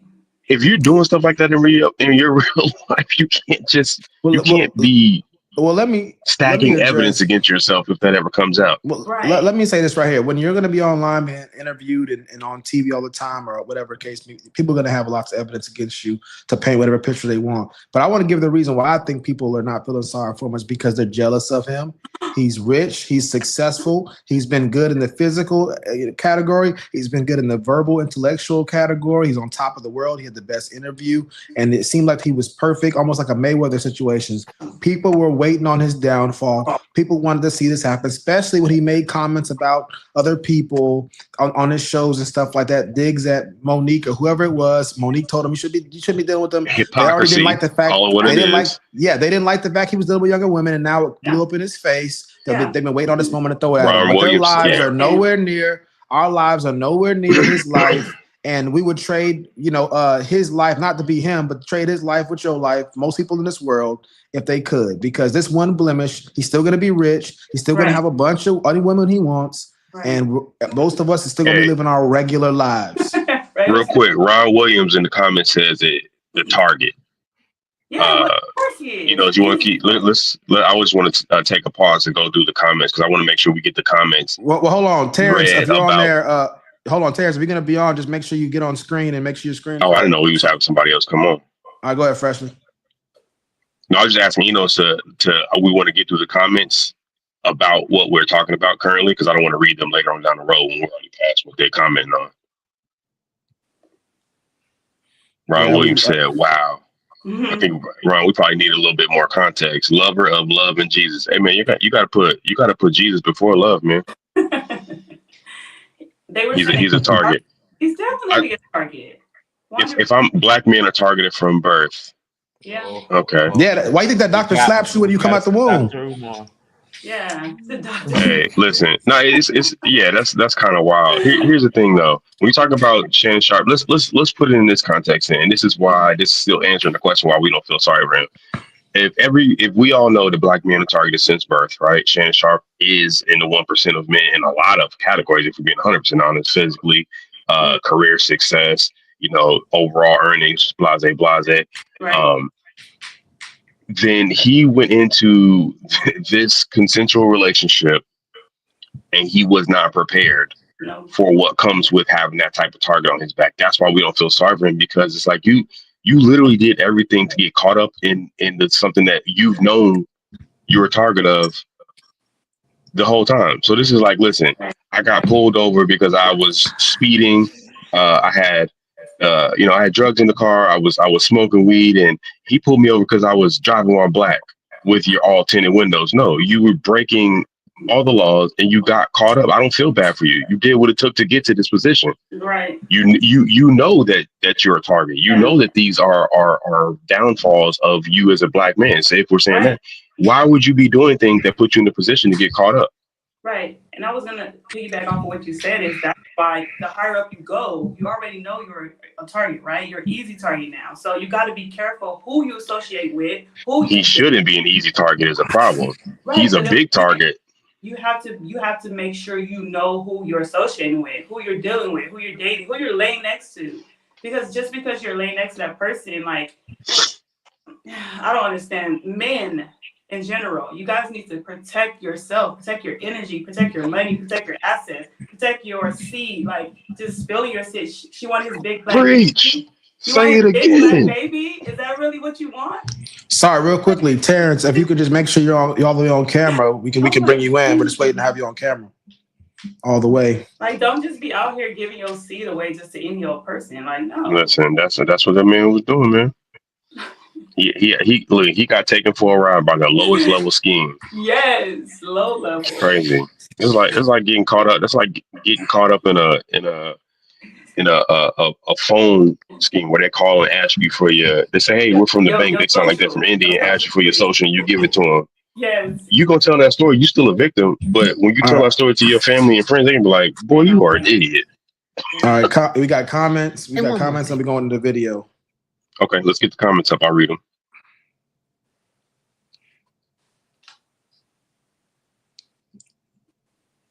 Ron Williams says, especially if you're a successful entrepreneur. So yeah, he said earlier, black men are targeted from birth. Yeah, be careful with this camera stuff. Facts. Yeah, for Look, sure. Ron Williams, and I don't know what Ron Williams does, but he seems to know the pitfalls of being a successful black man. Right. Ron Williams, you got somebody extorting you for half your net worth. Right, come on in. Because you let them catch you on camera and on a recorder call saying things that could get any normal man caught up. I'm gonna choke you. People, you're right. It happens every day, Vulcan. But my point is, if you know that can happen, that's why you don't make those decisions. But it's like y'all are saying, there has to be some accountability on his side. Yeah, you're essentially saying like why he can't get the considerations of a normal individual. Vulcan, if you told me a story and said, listen, man, my girl is divorced me, she's trying to take half of this, and it's because she got me recorded saying, I'm saying you're an idiot. You're a successful black man. Why would you be on phone saying those types of things anyway? You get the same type of heat that he gets. Yo, this is the thing. You're dehumanizing him in the situation. He's a human. To have a relationship, you have to be vulnerable. That's the reality of it. That's true. And so y'all are making it seem like just because he's rich and successful means he can't be a regular human being. He's still going to be human. If he's known somebody for 2 or 3 years, you think he's going to feel comfortable talking to them on the phone and saying things? Have y'all talked about those kind of things on the phone before, to some extent, and just hope that they didn't say that? Let's be honest. Again, this is the pot calling the kettle black. We've all done these kind of things. We've all said things. Things that if somebody would have recorded, you'd have been if you were rich like him, you'd have been getting extorted. Oh yeah, Vulcan. But we're talking about the accountability of it. The question is, why doesn't anyone seem to feel sorry for him? We don't feel sorry for him because he made a mistake that he didn't. No, we incriminate ourselves. He did it to himself. There has to be some accountability.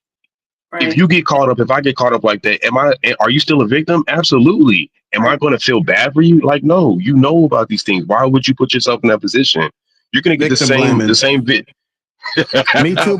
Hashtag Me Too movement. Victim. No, it's called accountability. Take accountability for your actions and how you got here. And one more thing, brothers.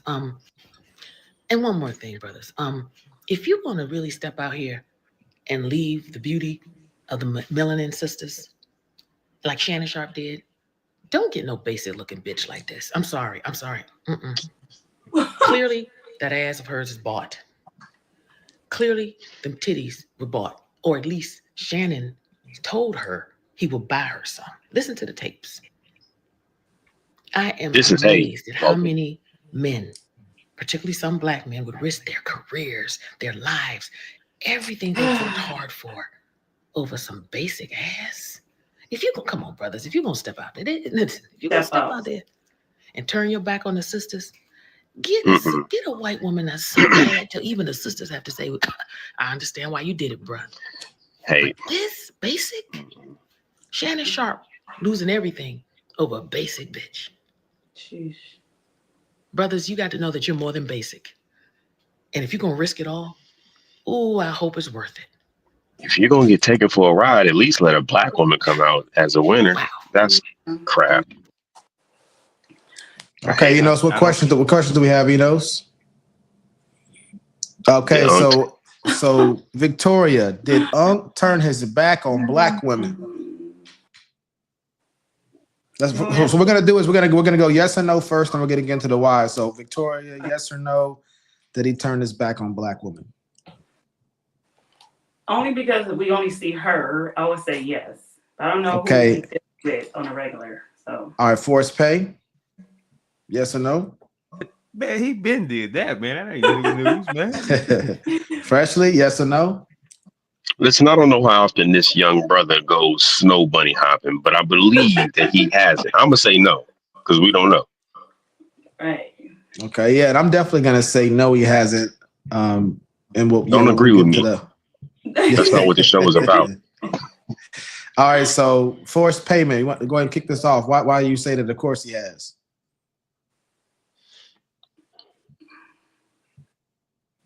Y'all mute. You're talking right now. Man, y'all gotta figure this out, man. I'm sorry. Y'all struggling. I'm not a return usual guest, man. But I'd say You got a niece or nephew in there. Tell her, hey, come here and help me out to work this. But okay, yeah, I'd I'd let say go Shannon now. yeah. But I'd say yes because but he always say he said he like them, but he likes black women. But I mean, he ain't been. Come on, man. He has like a montage of like all the white women in his life. Like, let's just be real, man. Like, Wait, did somebody put together that montage to show that, to tell that story? Yeah, because I want to see.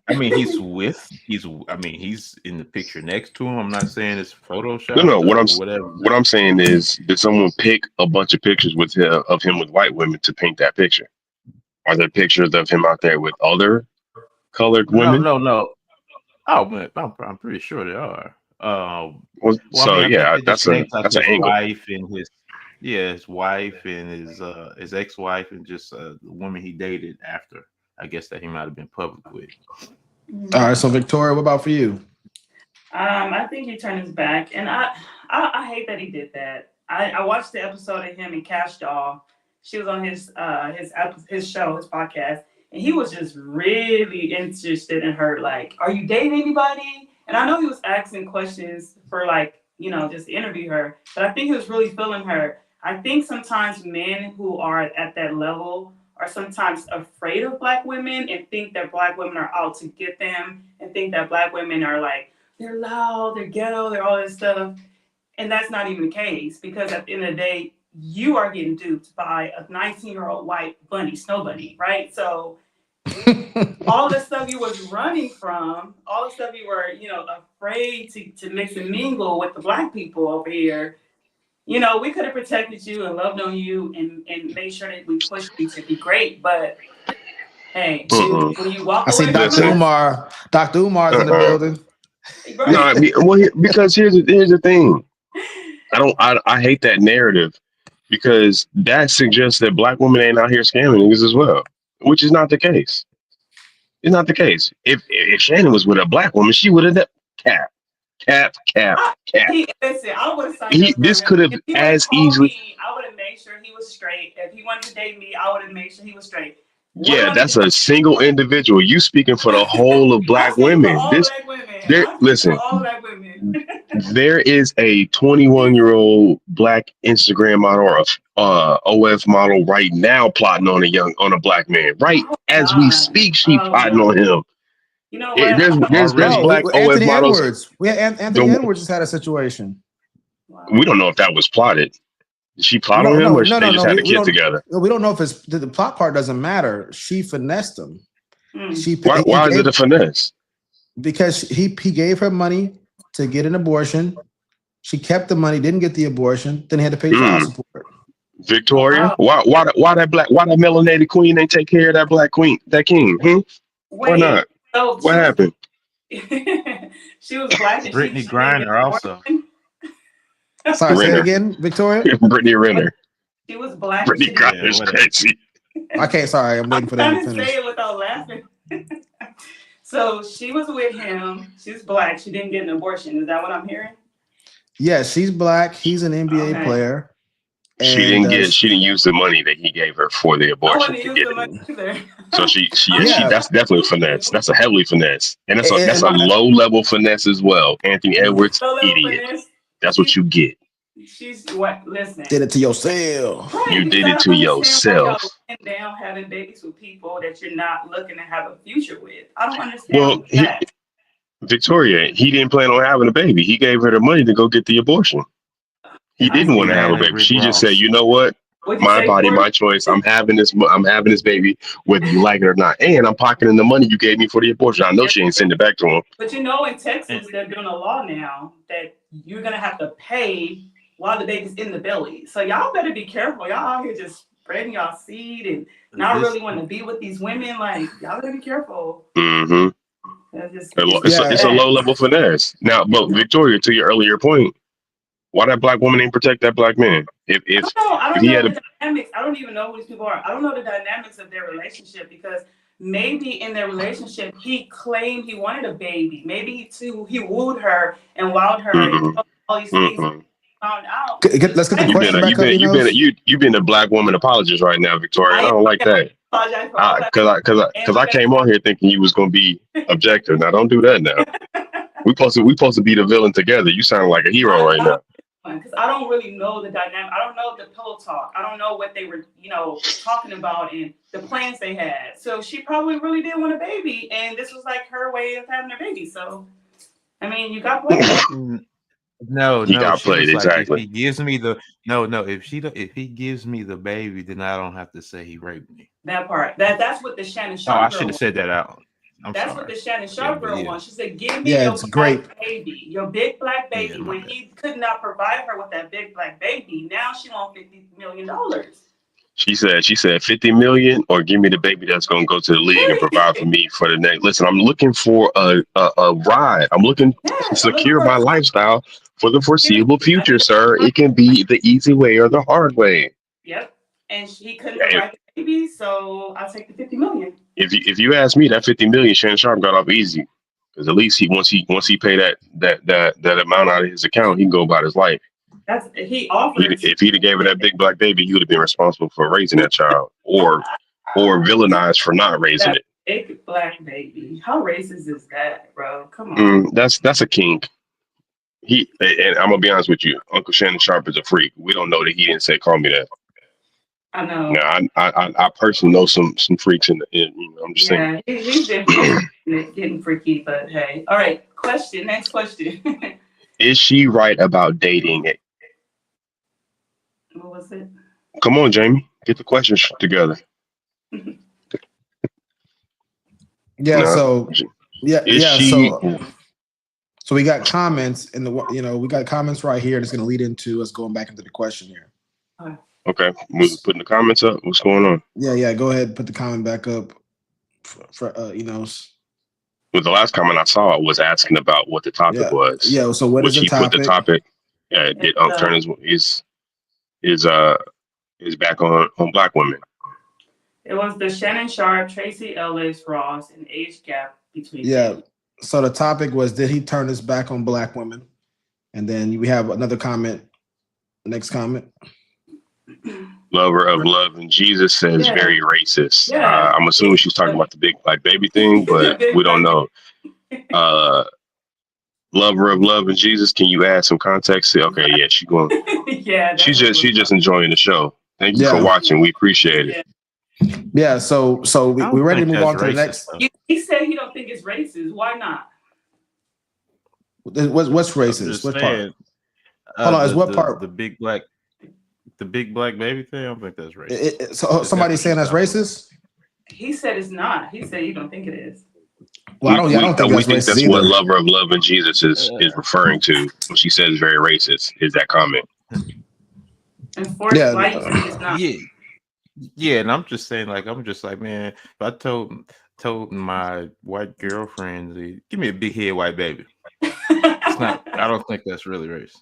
I don't know. That's just I got a different sense of humor, maybe. So yeah. So let's go ahead and get to the next question. Right, we got a,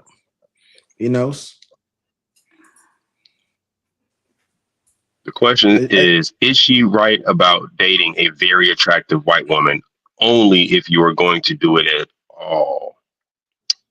So yeah, the lady said on the video, she says, if you're gonna do this, don't get a basic B. Get you a white woman that's so bad that even the black women go, yeah, she bad. Yeah. So basically, Victoria, if you're gonna get finesse, at least go ahead. What do you think about that, Victoria? What is my take on this question? Yes, to what the lady said on the video. I don't like the whole basic bitch stuff, because at the end of the day, a very basic woman can be what a man needs, and comfort him and love him and support him and listen to him and pillow talk, all of that. And a one that's like baddie and all that, like, you know what? Sometimes they're overrated, because a lot of times people put so much emphasis on their looks that their personality may not match, and so I wouldn't say who he shouldn't or shouldn't be with. At the end of the day, he's a grown man, but it doesn't matter. Her look, to me, it doesn't really matter. To me, it was her age, because she's very beautiful. I would never be like, oh, you're a basic bitch, because I don't want nobody calling me a basic bitch, so that's not, I don't have no comments. Yeah, and you know, so yeah, forced pay. You got a comment you want to make about that? I mean, that's stupid. That's just I think Right. that's I don't I don't think that doesn't make sense. So it's like if you're going to date potentially ugly women, then they can be black. Like make sure they're black. But There you to me, go, that's my man. yeah, you know what I'm saying. Come over Like, to the dark side with me, big dog. yeah, man, that's wild to say, man. That's Yeah. I don't know. That's wild to say. That's more racist than the big black It baby thing. is, right. She's doing too I mean, much. dang, Shannon, if you're gonna get finessed, get finessed by either a black That- woman or at least a bad white. Right. Mm, you telling me an average northeastern woman can't finesse an athlete? Come on, man. To me, this just sounds like when Vulcan says or when anybody else says I put up with all that because she's fine. You know, basically. But so I don't know. So you don't know? You that's how you gonna end it with I don't know? Well, yeah. I mean, I don't know what else to say. Exactly. Yeah, what the that's lover of Jesus said. Who are we to say who we shouldn't date? And that's true. We shouldn't. We can't judge that. We gonna finish the comments, Enos? We got another one. You didn't give your opinion. What's your opinion on that? Yeah, we're gonna get to that. I just want to make sure we get through these comments because okay, so it's not as disjointed. Yeah, he's a grown man. We should have an opinion. Yeah, that's right. No one should even have an opinion. He is a grown man. That's true. So so for me, when it comes to this topic, I think that the lady who's on the video is interesting that she's talking about being bought because that looked like weave in her hair. So she's talking about being bought and paid for. I'm like, well, you're not even wearing your hair. I'm not saying that to attack her. I'm saying that like it's the pot calling the kettle black again. Right. And then she's saying turn her back on black women. So for that part, to finish that part up, I want to do the basic thing first. That's what we were talking about before. And then I'll get to the other point. You know, I don't think she's basic. I mean, like this lady, she's a young, attractive girl. She's not especially attractive. She's not, she's not going to be cast in Hollywood as like a Megan Fox type character or Scarlett Johansson type character, but she's an attractive young lady in the general population. She's attractive. She's 19 years old. She stays in peak physical shape. So yeah, she's an attractive lady. So she's saying she's basic. The lady who's saying that is definitely more basic than she is. And that's no knock on her. She don't look 19 and she looks like she's in the gym like that girl. That lady looks special. Yeah, that lady looks, and I'm not saying that in a way to make fun of her, just saying if I'm gonna be out here calling somebody ugly on this show right now, people are gonna be looking at me like, how do you look?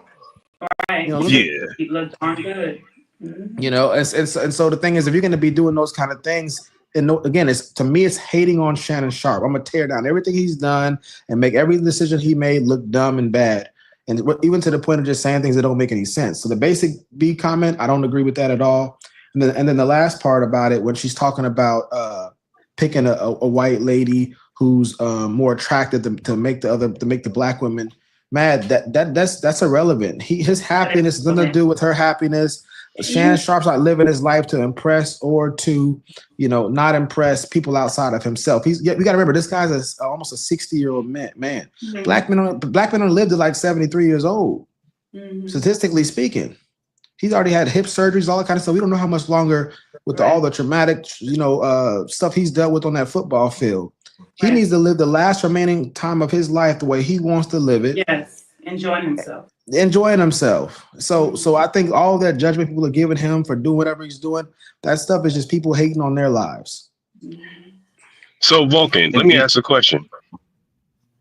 Before you answer that question, I also wanted to say when she was like a basic chick, let's just say she is basic, right? I'm like, that lady didn't have sex at 19. That's all I'm saying. Right. I guess that's less mileage is a whole different ball game than somebody in his age group. So, but not saying I agree with him that he should have did that. I'm just saying like listen, you're a creepy old man. It must be something about her. Wait, it must sound like for her to pull a 50, almost 60-year-old man to be that basic. So come on, like it's all in who the man chooses. And I think a lot of women, they hate on the fact that men can choose who they want, and they get upset when he chooses who he want to choose. Okay, you may be basic to you, but she pulled a multi-millionaire and you did not. So who's really basic? Yeah, and so one thing we got to get into a little bit of science here before we move on to this next point right here, y'all. We got to understand the science of how women and men mate select. So we listen to evolutionary biologists and people talk about the nature of finding the opposite sex attractive. Men are genetically wired to mate select for indications or signs of reproductive value. Right? Whether he's 20, 30, 60, 80, that's what he's genetically wired. Has to do with how the skin looks, has to do with the hip ratio, has to do with the things that lead to reproduction. Even if he doesn't plan on having kids, our attraction is something that's innate in us genetically. Now it's socially impacted as well. But the thing is, a lot of that stuff, and the same thing, ladies like men, and they look for things like, protection value, security value that has to do with resources. That's why height's a big deal. All those things right there signify things to us on a genetic level. So now we have laws that say, hey, look, we know that men like younger women. This is the line right here. Anything lower than this is unacceptable. Right. We know ladies like men with resources, but we say, okay, you can get his resources if you're with this guy up to this percentage. You can't go beyond this percentage, whether it's child support, whether it's alimony, whether it's some type of prenuptial agreement number. We say, look, we know you want resources. We know you like men for resources. Right. You only get this percentage of resource. We have laws in place to do that. So we can't pretend like just him liking a 19-year-old woman that's something that's natural to him. He didn't go to 17. He didn't go to 16. He didn't even go to 18. He went to 19 years old, which will make a lot of us uncomfortable, to be honest with you. But for us to take our morality and say, because we don't like it, not even a moral thing, because it makes us uncomfortable. Right. We say what he did was dumb or stupid or he's wrong. People can find things in your life that are dumb, stupid, and wrong based off their opinion as well. So that's my issue with a lot of things I'm saying. To me, it's a lot of just hate because they're trying to find anything they can to damage his reputation and speak negative about them.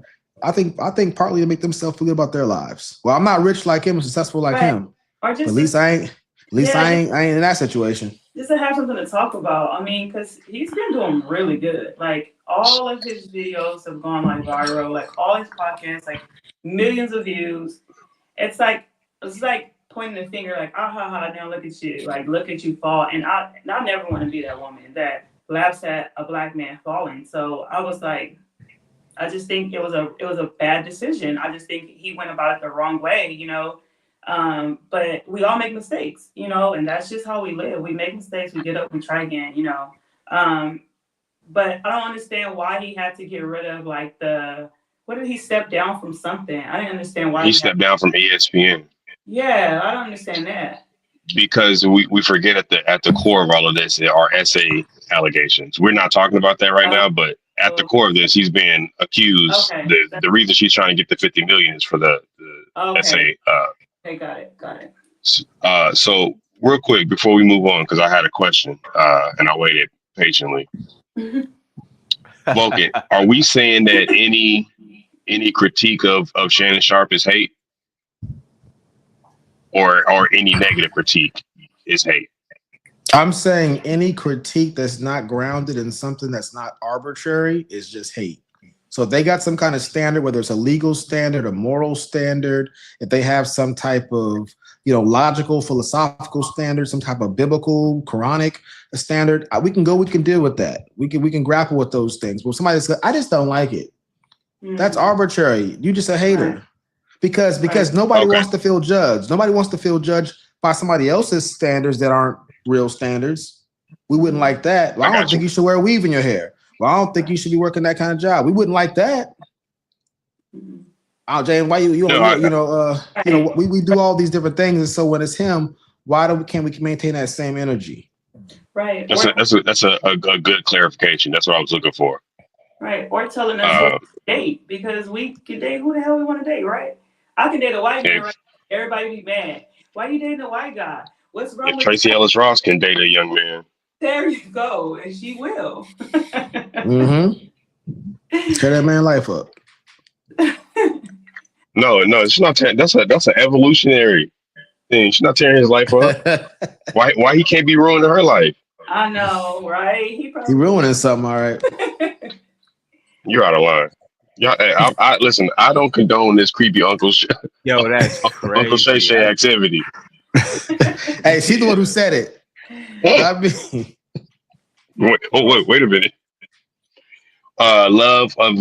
Lover of Love and Jesus says, "What is basic? She doesn't have a career. She's not pretty enough. What defines basic?" I'll be honest with you. I would ask, I guess, Victoria, what defines basic? Yeah, ask a black woman. They coined that phrase. They're saying that because that baby doesn't have melanin in her skin. That's the only why they're saying that. If that baby had a tad bit of melanin in her skin, she wouldn't be basic. Yeah, these be the same folks saying that all people come from black people anyway. So they say all folks come from black people. What are we talking about?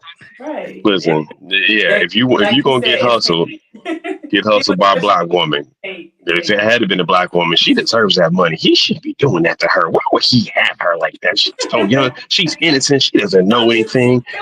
Uncle Shannon is taking advantage of that young black girl. This is just drug dealers arguing over which corner. Hey, that was my customer you just took right there. That's all it is. Exactly. Oh my God. Yeah, that's crazy. Like I said, if that girl was any other color, any other race, she could have been Asian, and they probably would have been like, okay, I'll give him a pass. Because she was Caucasian, they are just in an uproar, and I don't care. He can take Caucasian. We can't let the Caucasians get any more of our black money. Protect our black men. Like, girl, bye. Protect them. You protecting Shannon Sharpe from himself? Shannon Sharpe called me. Did Shannon Sharpe do this to himself? So yes or no, real quick, and then we'll get into it. So forced pay. Did Shannon Sharpe do this to himself? Yes or no? I say no. I'd say no. It takes two to tango. Okay. Oh, I shouldn't say anything after that. I'm sorry.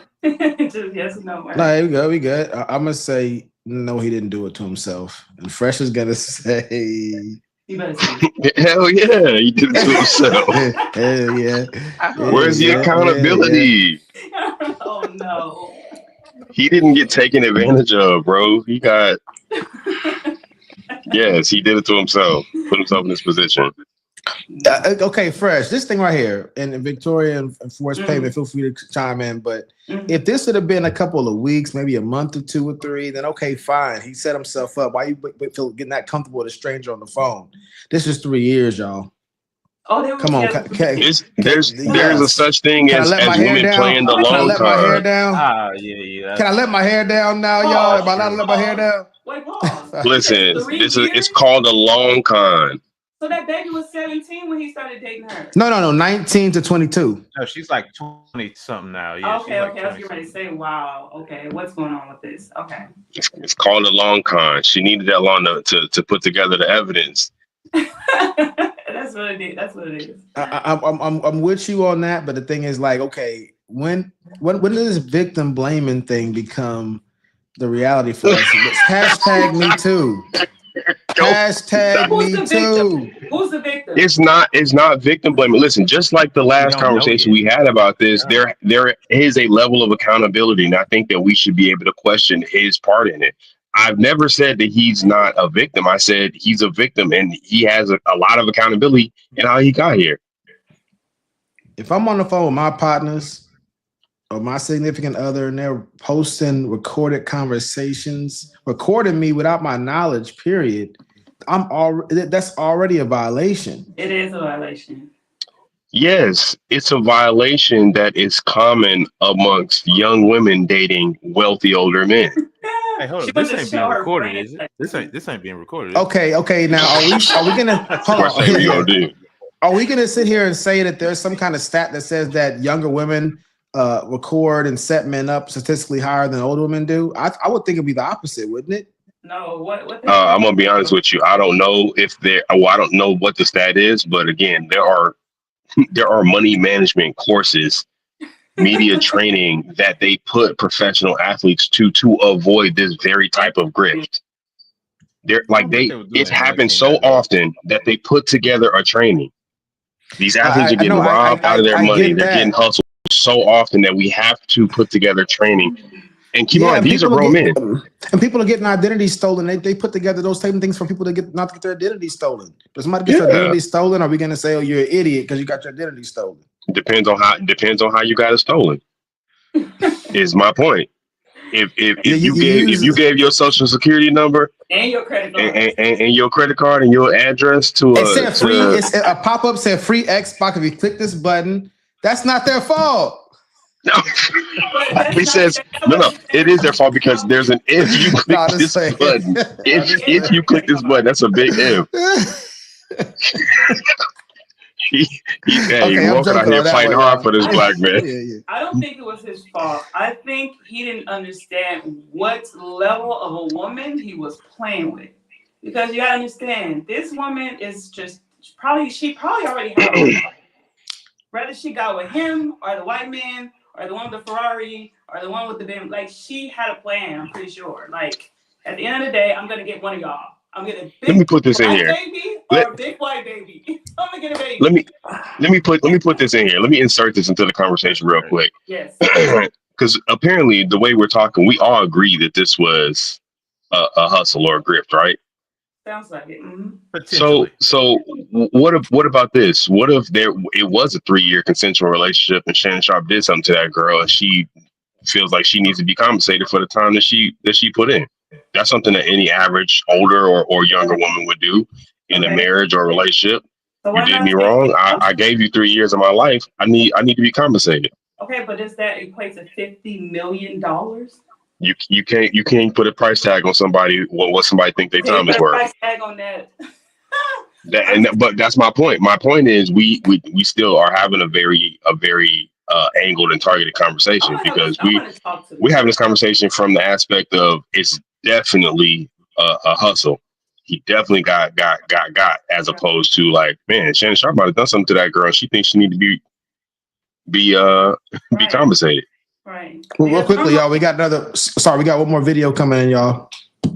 Victoria, go ahead and make your point, and then we'll go to the next video. I was going to say, when it comes to essay, I don't want to make light of that because there's a lot of people out here who have been sexually assaulted. I want people to understand how serious it is in nature. And a lot of times people feel that if I go for the money, that will somehow rectify it. But really, I would want my accuser or my person that did that to me to be in jail, first and foremost. We're not going for the money. I'll go for the money later. You need to go get locked up. So if she's not trying to prosecute him in that way, then you got to really understand and try to think about what is she really after? Is she really after the money and the fame, or is she really after, getting remorse or, getting some type of rectification for what he did to her. That's the first thing you want is, he did this to me. I want him to be locked up for it so he won't ever do this again to anyone else. Not give me $50 million and we'll settle it. That doesn't make sense to me. Maybe. Which one of them is going to hurt more? If you're looking for maximum punishment, you locked up and you're going to come out and you still going to have that $50 million. Yeah, but you can go to jail too. Like that, that will work. But they don't want to prosecute like that. They want to go for the money. So technically it's easier to get I'm sorry. Go ahead. But technically it's easier to get the money if you actually get them convicted in criminal court and then sue. Okay. Yeah. Because they're convicted now. So yeah. They definitely did it. Yeah. Okay. We got comments. Lover of love and Jesus. I am going to correct this, but does naivete make one a victim? Who's naive? Who do you think is naive, her or him? Oh, yeah, sorry. So I think she's referring to maybe my comments about him being naive. I'm not sure, but I would say this to answer the question, and feel free y'all to answer the question after me, but I would say being naive doesn't make you a victim. But there are cases where somebody being naive, maybe not being street smart or something like that, you know, maybe somebody offers to help you with the groceries, or helps the old lady with her groceries into the house and takes the groceries and runs off. She was being naive. She don't know the neighborhood she's in. She trusted somebody that maybe somebody that's familiar with the area would have been like, that's a shady figure. But she trusted that person, and that person ran off the groceries. Will she do that again? Probably not now, because she recognized the type of environment she's in. But she should have profiled that young man. yeah. The granny needs to profile. Granny needs to do a better job of profiling with them reading glasses. She need to up her racism or classism. So you think Shannon Sharpe was the victim of old man? No. I if this had happened to an old man, and she'd have got him out of his retirement that he worked, 50 years at a factory. Right. Then he is a victim. If it's a hustle, he is a victim of a hustle. I'm just saying that if we're not talking about his part in this, then we're not doing the service. Right. You got hustle, but it's an easy hustle. Just the same. If you get your identity stolen, if you get your identity stolen because you clicked on a suspicious link, there is some accountability on your part. Yeah. It didn't look suspicious to me though. It didn't. Hey, listen, Uncle Shannon Sharpe and a 19-year-old OnlyFans model. This girl don't work for a living. I would say accountability and responsibility are two different things, though. In this kind of 100%. It goes back to the movie The Wood. When Big Mike was in the wood and he was wearing the wrong colors, his first day being there, they took him under the wing, because if he would have put the wrong colors and when something would happen to him, he would have not been responsible for that. Because first of all, it's light blue. He's 3 years. Light blue. It's 3 years in, so at this point, I think his guard was down. He was a victim. I think it was, she used it to her advantage. He wouldn't give her the baby, so she, she's coming with this. So 3 years in, how many years into being a rich black man is he? Much deeper than that. Normally, when you're in a relationship that long, your guard is down. You're vulnerable. You're like, if it's gonna be healthy, yeah, you got to be vulnerable at some point. She probably use a credit card, and they're probably like sharing stuff like toothbrush and shit. Like, I don't know what people do, but you're gonna be sleeping with one eye open on your 22nd anniversary. No. I'm still sleeping with one eye open on you. Old Bertha. With a young lady who's 30 plus years younger than me, absolutely. You sleep with hold on, but sleep at your own house. Okay. I'm still trying to get the connection between the age and her doing what she did. Are y'all saying that people that are younger have a higher proclivity to perform these types of acts? Yes, she's still a child. Her brain is not even developed until you're 25 years old. This child is still thinking like a kid. Okay, she's doing childlike stuff. I'm taking your money. I'm stealing this. I'm recording you. Ha ha ha. Like so. Being petty. If we're just talking about the biological and the evolutionary way of mating, then yes, but that's not what they're doing. They created a relationship, is what you're saying. They have a 3-year relationship.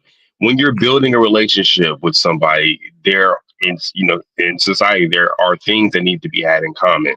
Right. There are common grounds that create the relationship outside of the physical aspect. If this had been a young woman who Shannon Sharpe like knocked down, once, I'm like, okay, he got hustled. Shannon Sharpe got, he saw something that he liked and he went and got it. He building a relationship, a consensual relationship with a essentially a mental and emotional child. Yeah. I mean, but maybe he just got comfortable. Now, do I understand the why behind it? 100%. I understand why he would want to do that. That's a low effort relationship with the positional authority. That's the same reason that Tracee Ellis Ross wants to date a young man. It's low effort. I get to do what I want. I don't. There's no accountability for me here. I get to. So I'm not knocking him for doing it. Force Pay has been trying to say something real quick. He's trying to get in there. Yeah, but I'm still making my point. Let him in. We know. Yeah, for sure. Listen, put a timer on and let me finish what I'm saying. We don't need behind the scenes. Okay, who's going? Anyway, Freshly or okay, Freshly? yeah, Exactly. right. That's what Exactly. I'm saying. I thought he was going to talk again. That's crazy. He did. So what I'm saying is, I think he just got comfortable because when you lead with your pocket like he does, he's probably like, this just doesn't happen. Like, you know what I'm saying? It's probably just hasn't happened in so long, or because he had like an issue like this in New York with him. It happens all the time. He choked some lady allegedly in New York or something. Shannon Sharpe. He was choking people.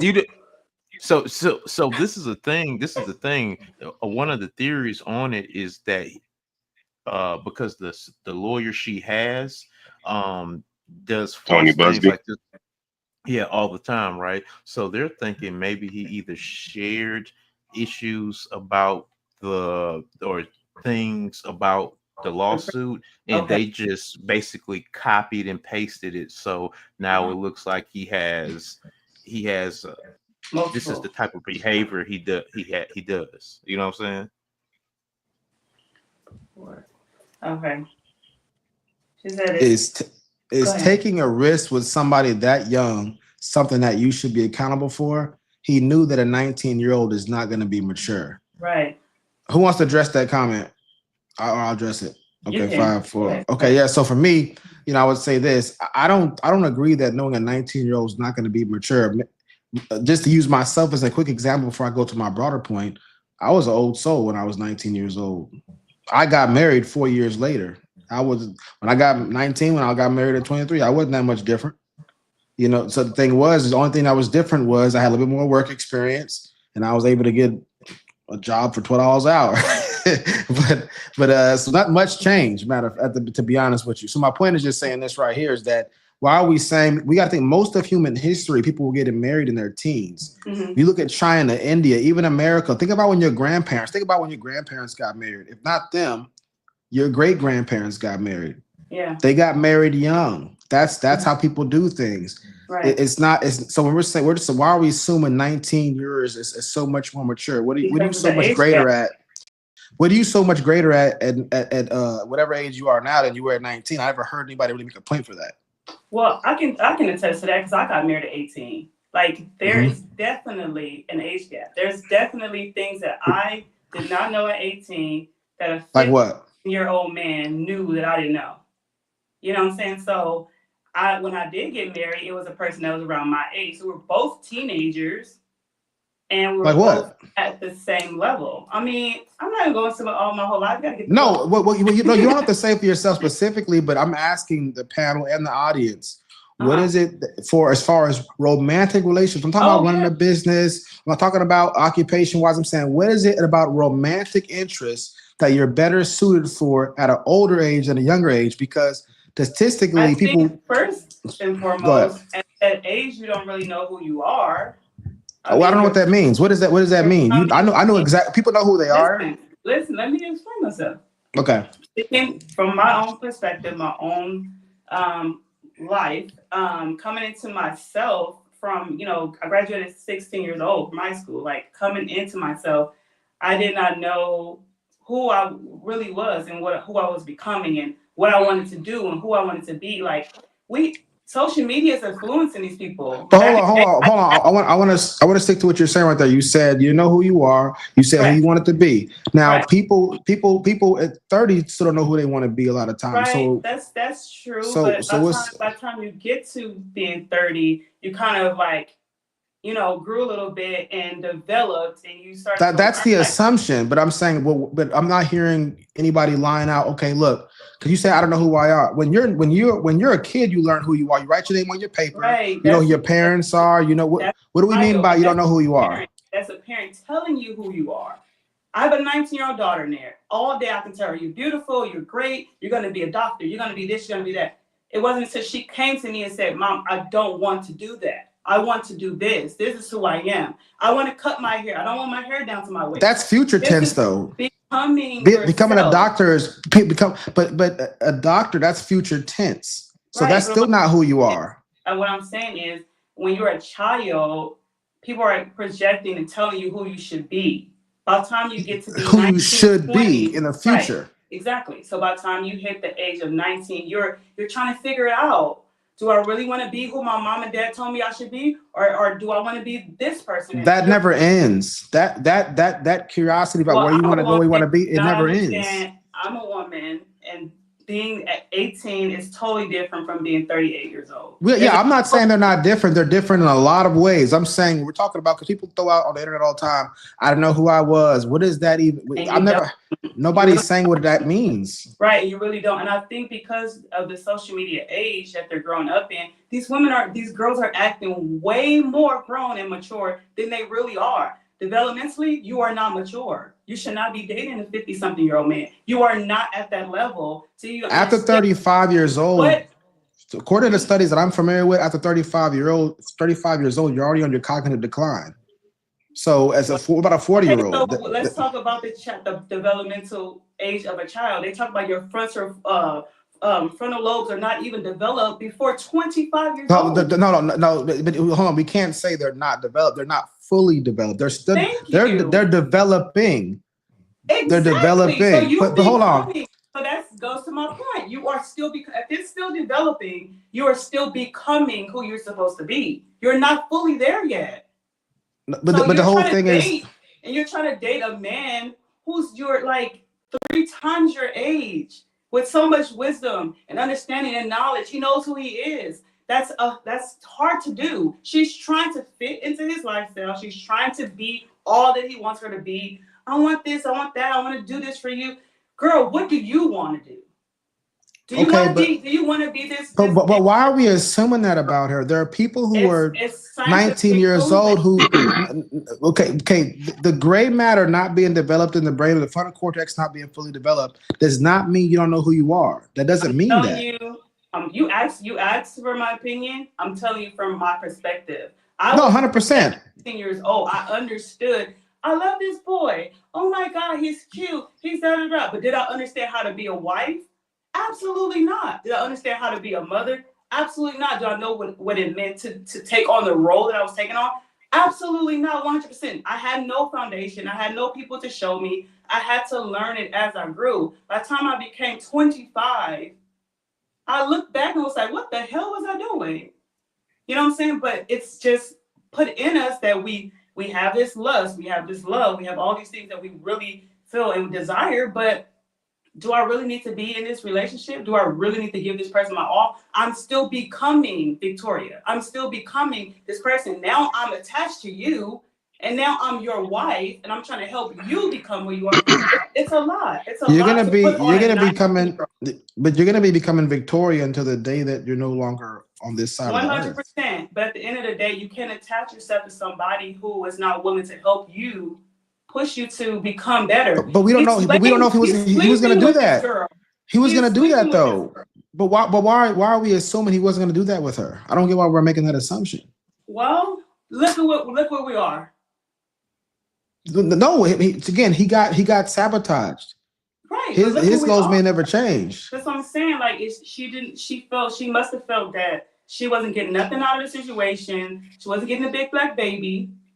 She wasn't getting the money that she really wanted. She didn't get anything out of the transaction. So now she's like, I'm gonna just go for everything. At the end of the day, you have to be mature enough to understand what you're signing up for. We don't know what she got. Well, we don't know what she got out of it. We can say she didn't get everything that she wanted out of it, to your point, which I agree with. Right. She didn't get everything, but we don't know what type of game he put her on. This guy is a wealth of resource, information, and networking connections. So we don't know what he gave her access to. Exactly. He may have given her access to that. He may not have. You know what I'm saying? That's what I'm saying. I will say this though. What's his name? Shannon was very vocal on his show about taking gifts back when he leaves women. So that right there, you ain't gonna take them back to your girl's purse. I'm just and in court, sometimes they'll make people give back gifts if the relationship doesn't work out. So what's wrong with that? Right. Are you taking issue with that? Well, I want to. No, I'm not taking issue. I'm not taking issue. I'm just saying that. I'm sorry. I'm not taking issue with it. I'm just saying that she might have taken issue with it. This might be what's going on. Yeah, and it's a civil case, and it'll all be again. It's not a criminal case; it's a civil case, which is telling. Right. We got another video though. I appreciate it. Let's do the video. Comments first before we move on. Oh yeah, comments.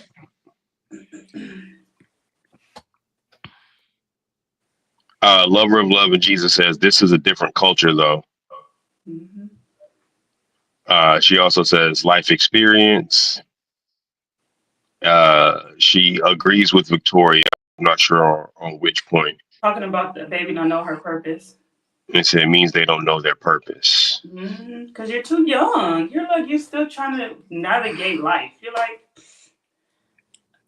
social media sometimes is the worst thing for these young girls because they're trying to be too grown too fast. I 100% agree with you about that. Right. Social media is definitely tough for them. Now, I wasn't going to say anything. I've been sitting over here racking my brain trying to figure out how to write a funny song about whatever Shannon Sharpe is doing with this with this child. Okay, and before you correct me, she's a child. Okay, any person who is 50 plus years old ain't got no business with an 18, 19. And before you try to argue me down, can your daughter do it? Quickly answer the question. Gun to your head, bomb about to go off. Can your 18, 19, 20-year-old daughter bring home a 50 plus year old man? No. I didn't think so. Shannon Sharpe, what are you doing? Are you bored? Oh, you need something to do. The post office is always hiring. DoorDash, Uber, Lyft. Target said they done seen a decrease since the boycott. Perhaps you can stock shelves if you ain't got nothing else to do. Stop playing in our faces. And anybody who thinks, oh, well, she's legal. Go ahead and put your hands behind your back too, okay? You, sir, you got to go to jail as well. Prison. I'm going to jail. Prison. You need to get comfortable with stripes and jumpsuits because from here on out, I want you locked up, okay? Yeah. Never again to see the light of day. Now, I wasn't going to say anything. All right, so real quickly, let's go down the line real quickly. Force play first. You was Unc wrong for pursuing a 19-year-old lady? Yes or no? Yes. No? Okay, Victoria, what about you? Was Unc wrong? Yeah. And Freshly, yes or no? Wrong, no. Okay, and I'm definitely gonna say he wasn't wrong for pursuing a 19-year-old. So everybody, all the folks out there, everybody that's in the comments, feel free to send comments saying. I have a question for you on there. So everybody send your comments, and we're gonna get to you, Victoria, for sure. But I want the audience out there, if you can, put y'all's thoughts in there as well. We want to get a conversation. If you want to join the show, let us know. We'll put the link in there as well. Sorry, so Victoria. I was gonna say you guys said no. You guys have children. Do you guys have children? Yes, no. Mm-hmm. Forrest, how old do you have children? Forrest, how old are they? No, I don't. No, I have children. He doesn't have children. Especially, how old are your children? I got a little boy. He's 10. Well, in there we don't really get into the personals on right. I'm just asking. But I guess if he wants to answer, you can answer. But that's interesting because until you have a daughter that's that age, you would, he'll have to die. Because ain't no way you bring home 50-something-year-old man and y'all dating. You older than me. So no, it's absolutely wrong for him to pursue someone that I don't think he probably knew from the jump she was that young. But once you find out, I had a friend tell me just recently, he said, I went to, we were out drinking, having a good time. And my friend was like, I'm bringing some girls. And I'm like, yes, bring them. And he was like, they looked rather young. And he started asking the girls, like, how old are you? She was like, I'm 20, I'm 21, I'm 19. And he was just like, why would you bring babies to hang out with us? Because I'm in my 40s, so I have kids like their age or whatever. And I'm like, did that make you uncomfortable? He said, very uncomfortable. Because why? I don't want to I want a woman that understands like what she's getting involved in. She's too young to be okaying anything that's getting ready to happen because she doesn't really understand what's. And the girl told him, I know what's going down. I know what's going on. Like I'm with it. Why are you with it at that age? That's the question. Why are you that sexually active with a man that's not your husband at that age? That's my question to you. You're still a teenager. So you should be either in college, reading a book, running track, doing something that will cultivate you and prepare you for life. But to be laying on your back at 19 years old, talking about, what you're doing, what you're getting involved in, to me, it screams what's going on with our culture and what's going on with society, that these 19-year-old little girls are being groomed to be pursued after by 50-year-old men. And that to me is so sad. And that's why I have been trying to protect my child. Very beautiful girl, straight A student, hair down her back. But when it comes to who she dates, I want to know how old they are. That's the first question. That's a modern standard, though. What is the modern standard? And so it's a very modern standard that you're extolling. It's on you, Fresh. Go ahead and express your perspective on it as well. Here's the reason I said that it's not wrong, is because Vulcan made the point earlier that evolutionary science, the bio of it all says that he should be attracted to her, and to be honest with you, she should be attracted to him, right? Yeah. Just for the basics of what it is. Right. You can go back to just the medieval times. It's not even the beginning of time where you would have folks, older men, marrying essentially children, what we consider a child, who are marrying them off, right? Arranged marriage. In some places in the world, it's still happening. So it's a very American, very modern thing. It's what society says is right. And I'm not saying that I don't agree. I'm saying in terms of objectivity, I can't put wrong on it because I don't like it. Yeah, it doesn't make it right. That's subjective. If we're gonna go with right or wrong, we should go with something that we can prove. The only thing that we can't prove is the science of it all. Right, but the science says it's cool. You mentioned arranged marriages. Have you ever talked to these girls that were arranged to be married? Right, but they don't want to do that. I mean, yes, it's nice but and fun. There's also young and that fresh.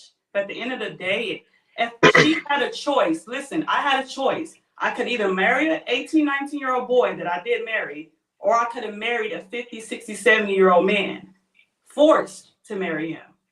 Who am I going to choose? I'm going to choose the younger guy. I'm not going to be choosing right. something-year-old man. But that's only by the same token. He has money. By the same token, though, we also are extolling that 19-year-olds, we're calling them children because they don't know anything. So why would your parents, who have experience and are looking out for your best interest, why would they care about what you think? You don't know anything. They don't. But you're saying that's wrong that they don't. But while also saying that 19-year-olds don't know it. So either you know enough to make the right choice in your life, or you don't. Which one is it? I think at 19, to who you be with and who you love and marry, we all heard of this puppy love. Man, kids be booed up and kissed up in high school. That you look at them like, dang, are y'all married? It's hormones, it's lust, but it's not really love. So you got right. So when you're talking about a parent making a choice, the parents aren't making a choice for hormones. They're making a logical choice that is going to benefit their child down the road. And it's based off of financial gain. Because I've literally seen and heard of stories, because like I do a lot of therapy work. I've seen people come to me and say, my mother would just give me away to people every night to put food on our table. So that's when you have to realize that these kids don't have choices. If they did, that's for personal gain. That's for the parents. We're not talking about that. We're talking about arranged marriages. I am putting my child in a position, in the best position for her down the road. That is not a best position. You're going to have security. You're going to have safety. You're going to have stability. And you get a dowry. So you're saying that every arranged marriage comes with a dowry? I'm going to tell you that's patently false. That's not true at all. It's actually very uncommon at this point. You should go watch a documentary on these arranged marriages. The majority of these arranged marriages is based off of financial gain. But if you're talking about marrying them off to like to royalty or some sort of royalty, then yeah. Do both of them just go out right now? You go back to Chris. I'm not saying it doesn't happen. Hold on, y'all. Well, hold on, y'all. Let's get to the comments real quick here, and then y'all can get back into y'all's conversation. I don't want to interrupt what y'all got going on, but both of y'all's screen just went out for like 5 to 10 seconds. So let's go get the comments going. I guess I'll read them. There are infinite benefits to having life experience. If by some miracle a 19-year-old has maturity enough to be in a relationship, a lot of people in their 30s and 40s are still immature. Age is definitely not just a number. It's not always about maturity. Life experience matters. He was wrong in the sense that it hurt his image. So yes. Right. I'm waiting. Oh, this Anthony Blackshear we got. I'm waiting on the show about Bill Belichick and his 24-year-old girlfriend because I know this is not about race. Since the dawn of time, very old men have been pursuing young ladies. Yeah. Not wrong, but he wasn't thinking. LOL. Yes, sometimes it takes a 19-year-old girl to understand how it feels. It takes being the parent of a 19-year-old. There you go. Yes. She is a child. Agree with Victoria. Agree with Victoria. Now. Arranged marriages requires the permission of parents, so that is not relevant here. Right. All right, yeah. So y'all can go back to cooking if you want to. Fresh and Victoria, y'all was cooking. No. I wasn't trying to cook. I was just trying to get him to understand, or the audience to understand, that a lot of times these situations doesn't play in the favor of kids. Look at the whole P. Diddy situation.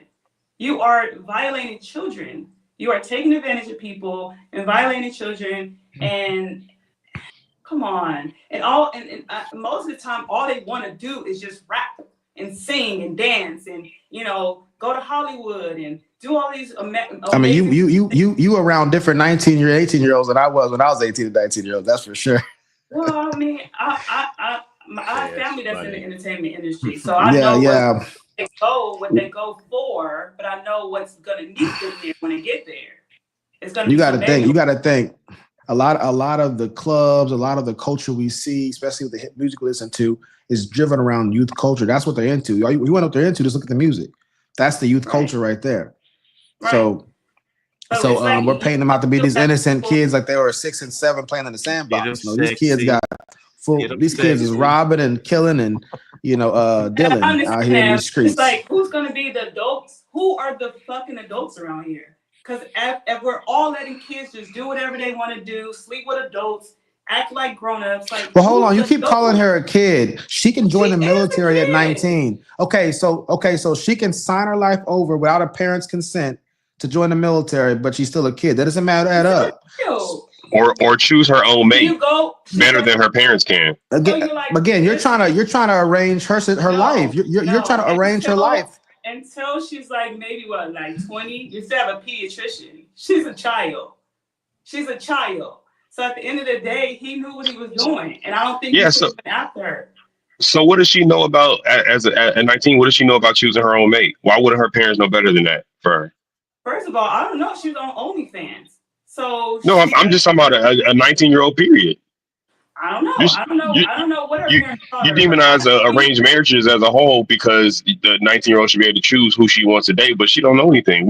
That's what we're saying right now. No, that 19-year-old doesn't know enough to do that. Her make that choice herself and fumble it and mess up, then for somebody to arrange it for her, and only doing it for financial gain. You have a son. You would rather your son make his own decisions or you make his decisions. Well, again, so what you're doing is demonizing the parents. I would rather me make his decisions. I'm not demonizing her as a child. At 19, he doesn't have enough life experience to be able to make these right decisions. Her parents, because when I was 18, I came to my mom and I said, "Hey, I'm going to get married." She was like, "Are you serious?" And I was like, That's a good question. Yeah. Are you serious? I'm serious, yeah, because she understood how young I was and how I wasn't developed and how I wasn't. Well, no, even if a 40-year-old said they're going to get, my 40-year-old friend came and said, "I'm going to get married," you know what I'm going to say? Are you serious? That question doesn't change because again, that's a major step. If any of my partners came to me at 100,000 years old, be like, "I'm about to get married," I'd be like, "Are you serious?" That is such a beautiful thing. Why would you not? It's not about being a beautiful thing. Are you serious? Again, that doesn't mean no. It don't mean yes. It just means, hey, look, This is not something you play with. Yeah. Okay, Are you serious? So I literally went to her for like her consent because I wanted her to understand how important this was to me. And she understood, like, okay, you guys are young, you guys dated for a year, you met him in church. Like, she kind of like went the whole like the vetting part, like, okay. Excellent mom. You seem like you know what you're doing. He's a man of God. Okay, I trust what you're trying to do. That's how she came off. But I think if I had a dad in my life, in my household, training me, teaching me what to look for, what not to look for, I think he would have had a difference of opinion. That's hypothetical, though, because the reality is that for most of human history and most places in the world to this day, they're still getting married around that same age, and the dad. And the dads are more present. And hold on, real quickly, Victoria. And the dads are more the dads are more present in those cultures than they are in the African American cultures. Like I said, it's all for financial gain. Because you give me a cow and a horse. It's not all. Again, you're disparaging them. You my daughter. But they have a 4-6% divorce rate. In the biblical times, they had that. You're making it seem like they're doing it for all ill reasons. We know they're there. Again, I'm agreeing with you that there are definitely some misuse. But I've seen certain religious groups do it, and it's not all nefarious. You see what I'm saying? Yeah. So I'm saying that there could be a good use for it outside of just people doing it for financial gain and other things of that nature. Right. So back to your point, was Shannon Sharpe wrong for doing a 19-year-old? In my honest opinion, I think yes. I don't think he initially knew she was 19, but once she finally showed her ID and was like, I can't even drink, I think that's when he should have said, baby girl, you cute. We have something going on, but I'm gonna go ahead and bow out. I'm gonna just. Victoria, let me say this. I think for everybody, none of us like this situation. It's inappropriate for. I think all of us. We think it's probably inappropriate. I'm assuming, speaking on for them, but it's just that for me, if I'm gonna say something's wrong, right? Excuse me, especially me as a man, if I'm gonna say something's wrong, that means I'm gonna get on my soapbox and preach against it. And I'm going to have some type of justification for it that's more than just I don't like it. You see what I'm saying? If I'm going to say something's wrong, it's got to be more than just I don't like it. It's not about me not liking it, because like I said, I really feel like he, you know what I'm saying, didn't understand like what he was getting involved in. You know what I'm saying? Sometimes people sleep with people, they don't even know their last name. So at the end of the day, I think I'm not judging him in the fact that, you know, she's 19, he shouldn't do whatever he wants. But I'm just saying, once you find out, when you come to the realization of how young she is, that's when you have to really think about, you know, how this can play out. You know, it can play out a great way where you can give her the baby and she can go on to be your wife or whoever, or it can play out the way it played out. You know, perfect. And you get taken advantage of. So you got to realize you're playing a dangerous game with a child. So you just got to be very careful in how you choose to play these games with these women. And I always equate this back to David. David was such a man of power and status and all stuff, that David in the Bible got hooked up with the wrong chick. You know what I'm saying? And a lot of the times people don't understand the downfall of a lot of people, even in scripture, is based off of a woman coming in, slithering in, taking advantage of them. Think about Samson, how she chopped off his hair. It's like, protect yourself, man. Like, I don't want to put all the blame on the men or the women, but protect yourself. You're a king. Like, you shouldn't just be allowing anybody to just filtrate you, come into your bed, take from you all that you build. Look at all of the stuff you build, like from athletic to podcast to announcer to all these things. Like, even the liquor he had, like, you allow somebody to come in and take what you created and what you built. That part right there, I just feel like it was very immature for him to be even dealing with this young lady, because he literally had to stoop to her level. He didn't bring her up to his level. He stooped down to her level. So that's what I'm saying is, know who you're dealing with. If she's young like that, you got to understand what type of mindset she's having. She's still not developed. And you're taking a very high risk to be dealing with her. And now we're having this discussion while he's still a millionaire. We're having this discussion because, you know what I'm saying, he stooped down to her level. So sometimes you got to just take accountability and be like, you know what? All black men, all men in the whole world, like, don't let this happen to you. Don't just fall prey to, you know, your lust and you know, oh, I just want to feel good. I want something that's, you know, nice and tight and all that. Like, come on, like really, seriously. Like, well, I definitely, seriously. Shut up. Yeah. So yeah, go ahead and Force Pay. What's your closing comments? I don't know. When we talk about it being wrong, I just usually when somebody says wrong, I usually think of like some type of punishment comes after, or like consequences, or some type of coaching. Right. And none of that needs to happen because it wasn't wrong. I mean, you might. I think it's like I think Vulcan's talked about this before. Morally, maybe. But it's not like wrong, like you can go to jail wrong, you know. So I don't think it's not wrong. And my last thing would be is I'm not saying a 30-year age gap, however many years it is between them, is acceptable for me. But I do wonder, like you said, you got a 19-year-old female or daughter. Hopefully she just saves herself for marriage, right? But how many guys was she who most 19-year-old women go through before they get married? And it's usually because of financial situations, right? So I just think like I don't understand why you wouldn't really date older.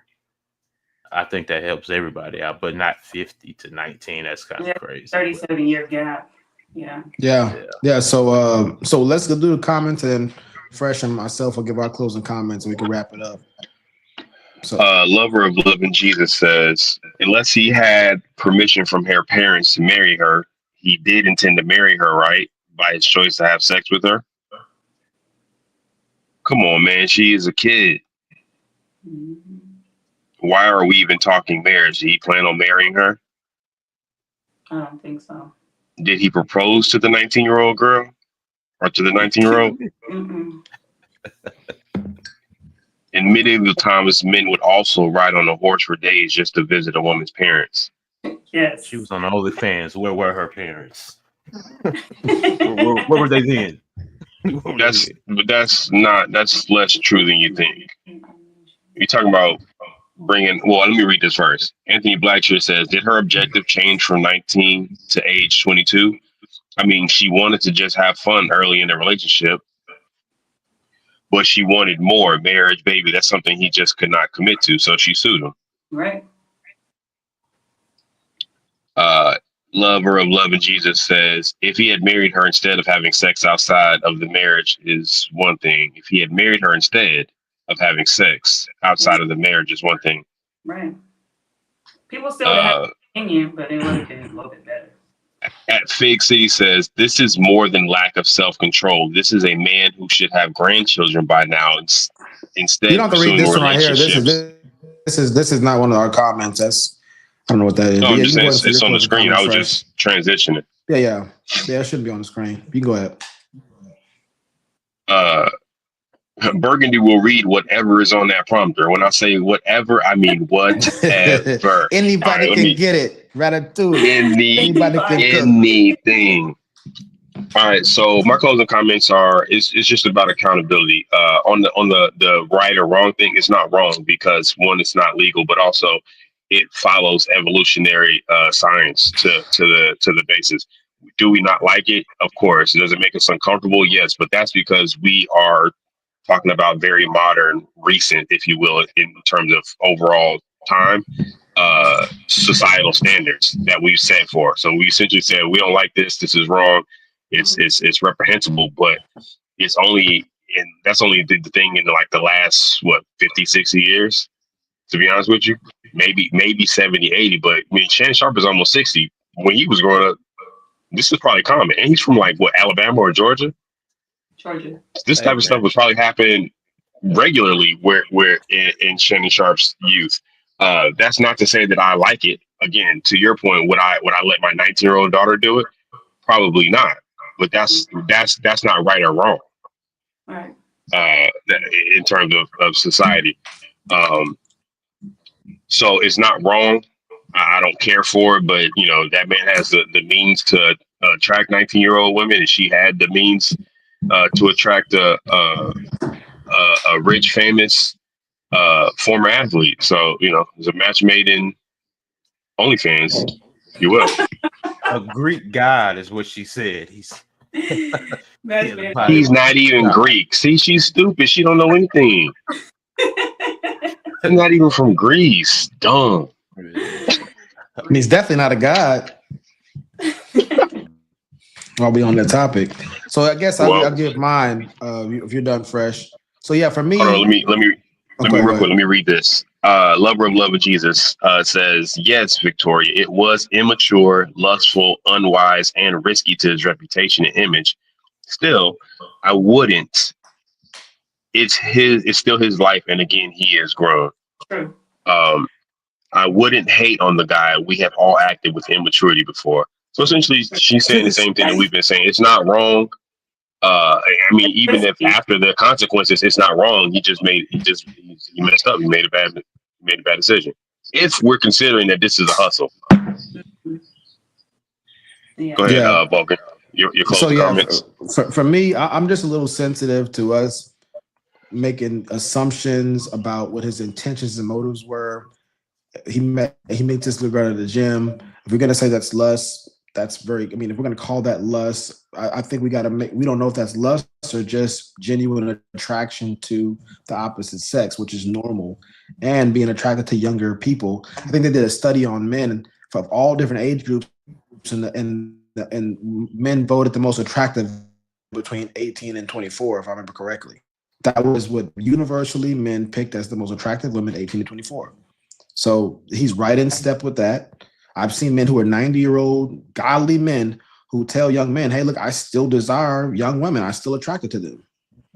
And so the thing is that's a natural thing. That's rooted in our DNA. So now do I like the idea of a man that old dealing with a lady, even in her 20s? No, I'm not the biggest fan of it. I'm not the biggest fan when I see people in another country using their hands to eat a bunch of different food.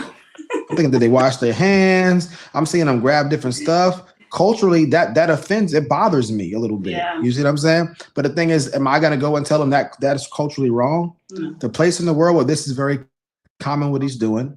In America, to Freshly's point, this was very common not too long ago. Edgar Allan Poe, in his 20s, married his 13-year-old cousin. I don't remember if it was first, second, or third cousin. And again, none of us would support that. But we all came from that kind of stuff.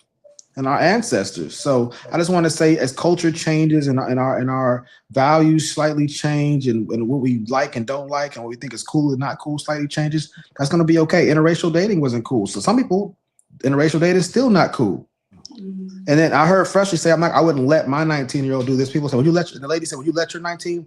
But we got to be honest. I knew Freshly when he was 19. He knew me was 19. Wasn't nobody letting or not letting him do anything. He was a grown man going to do what he wanted to do.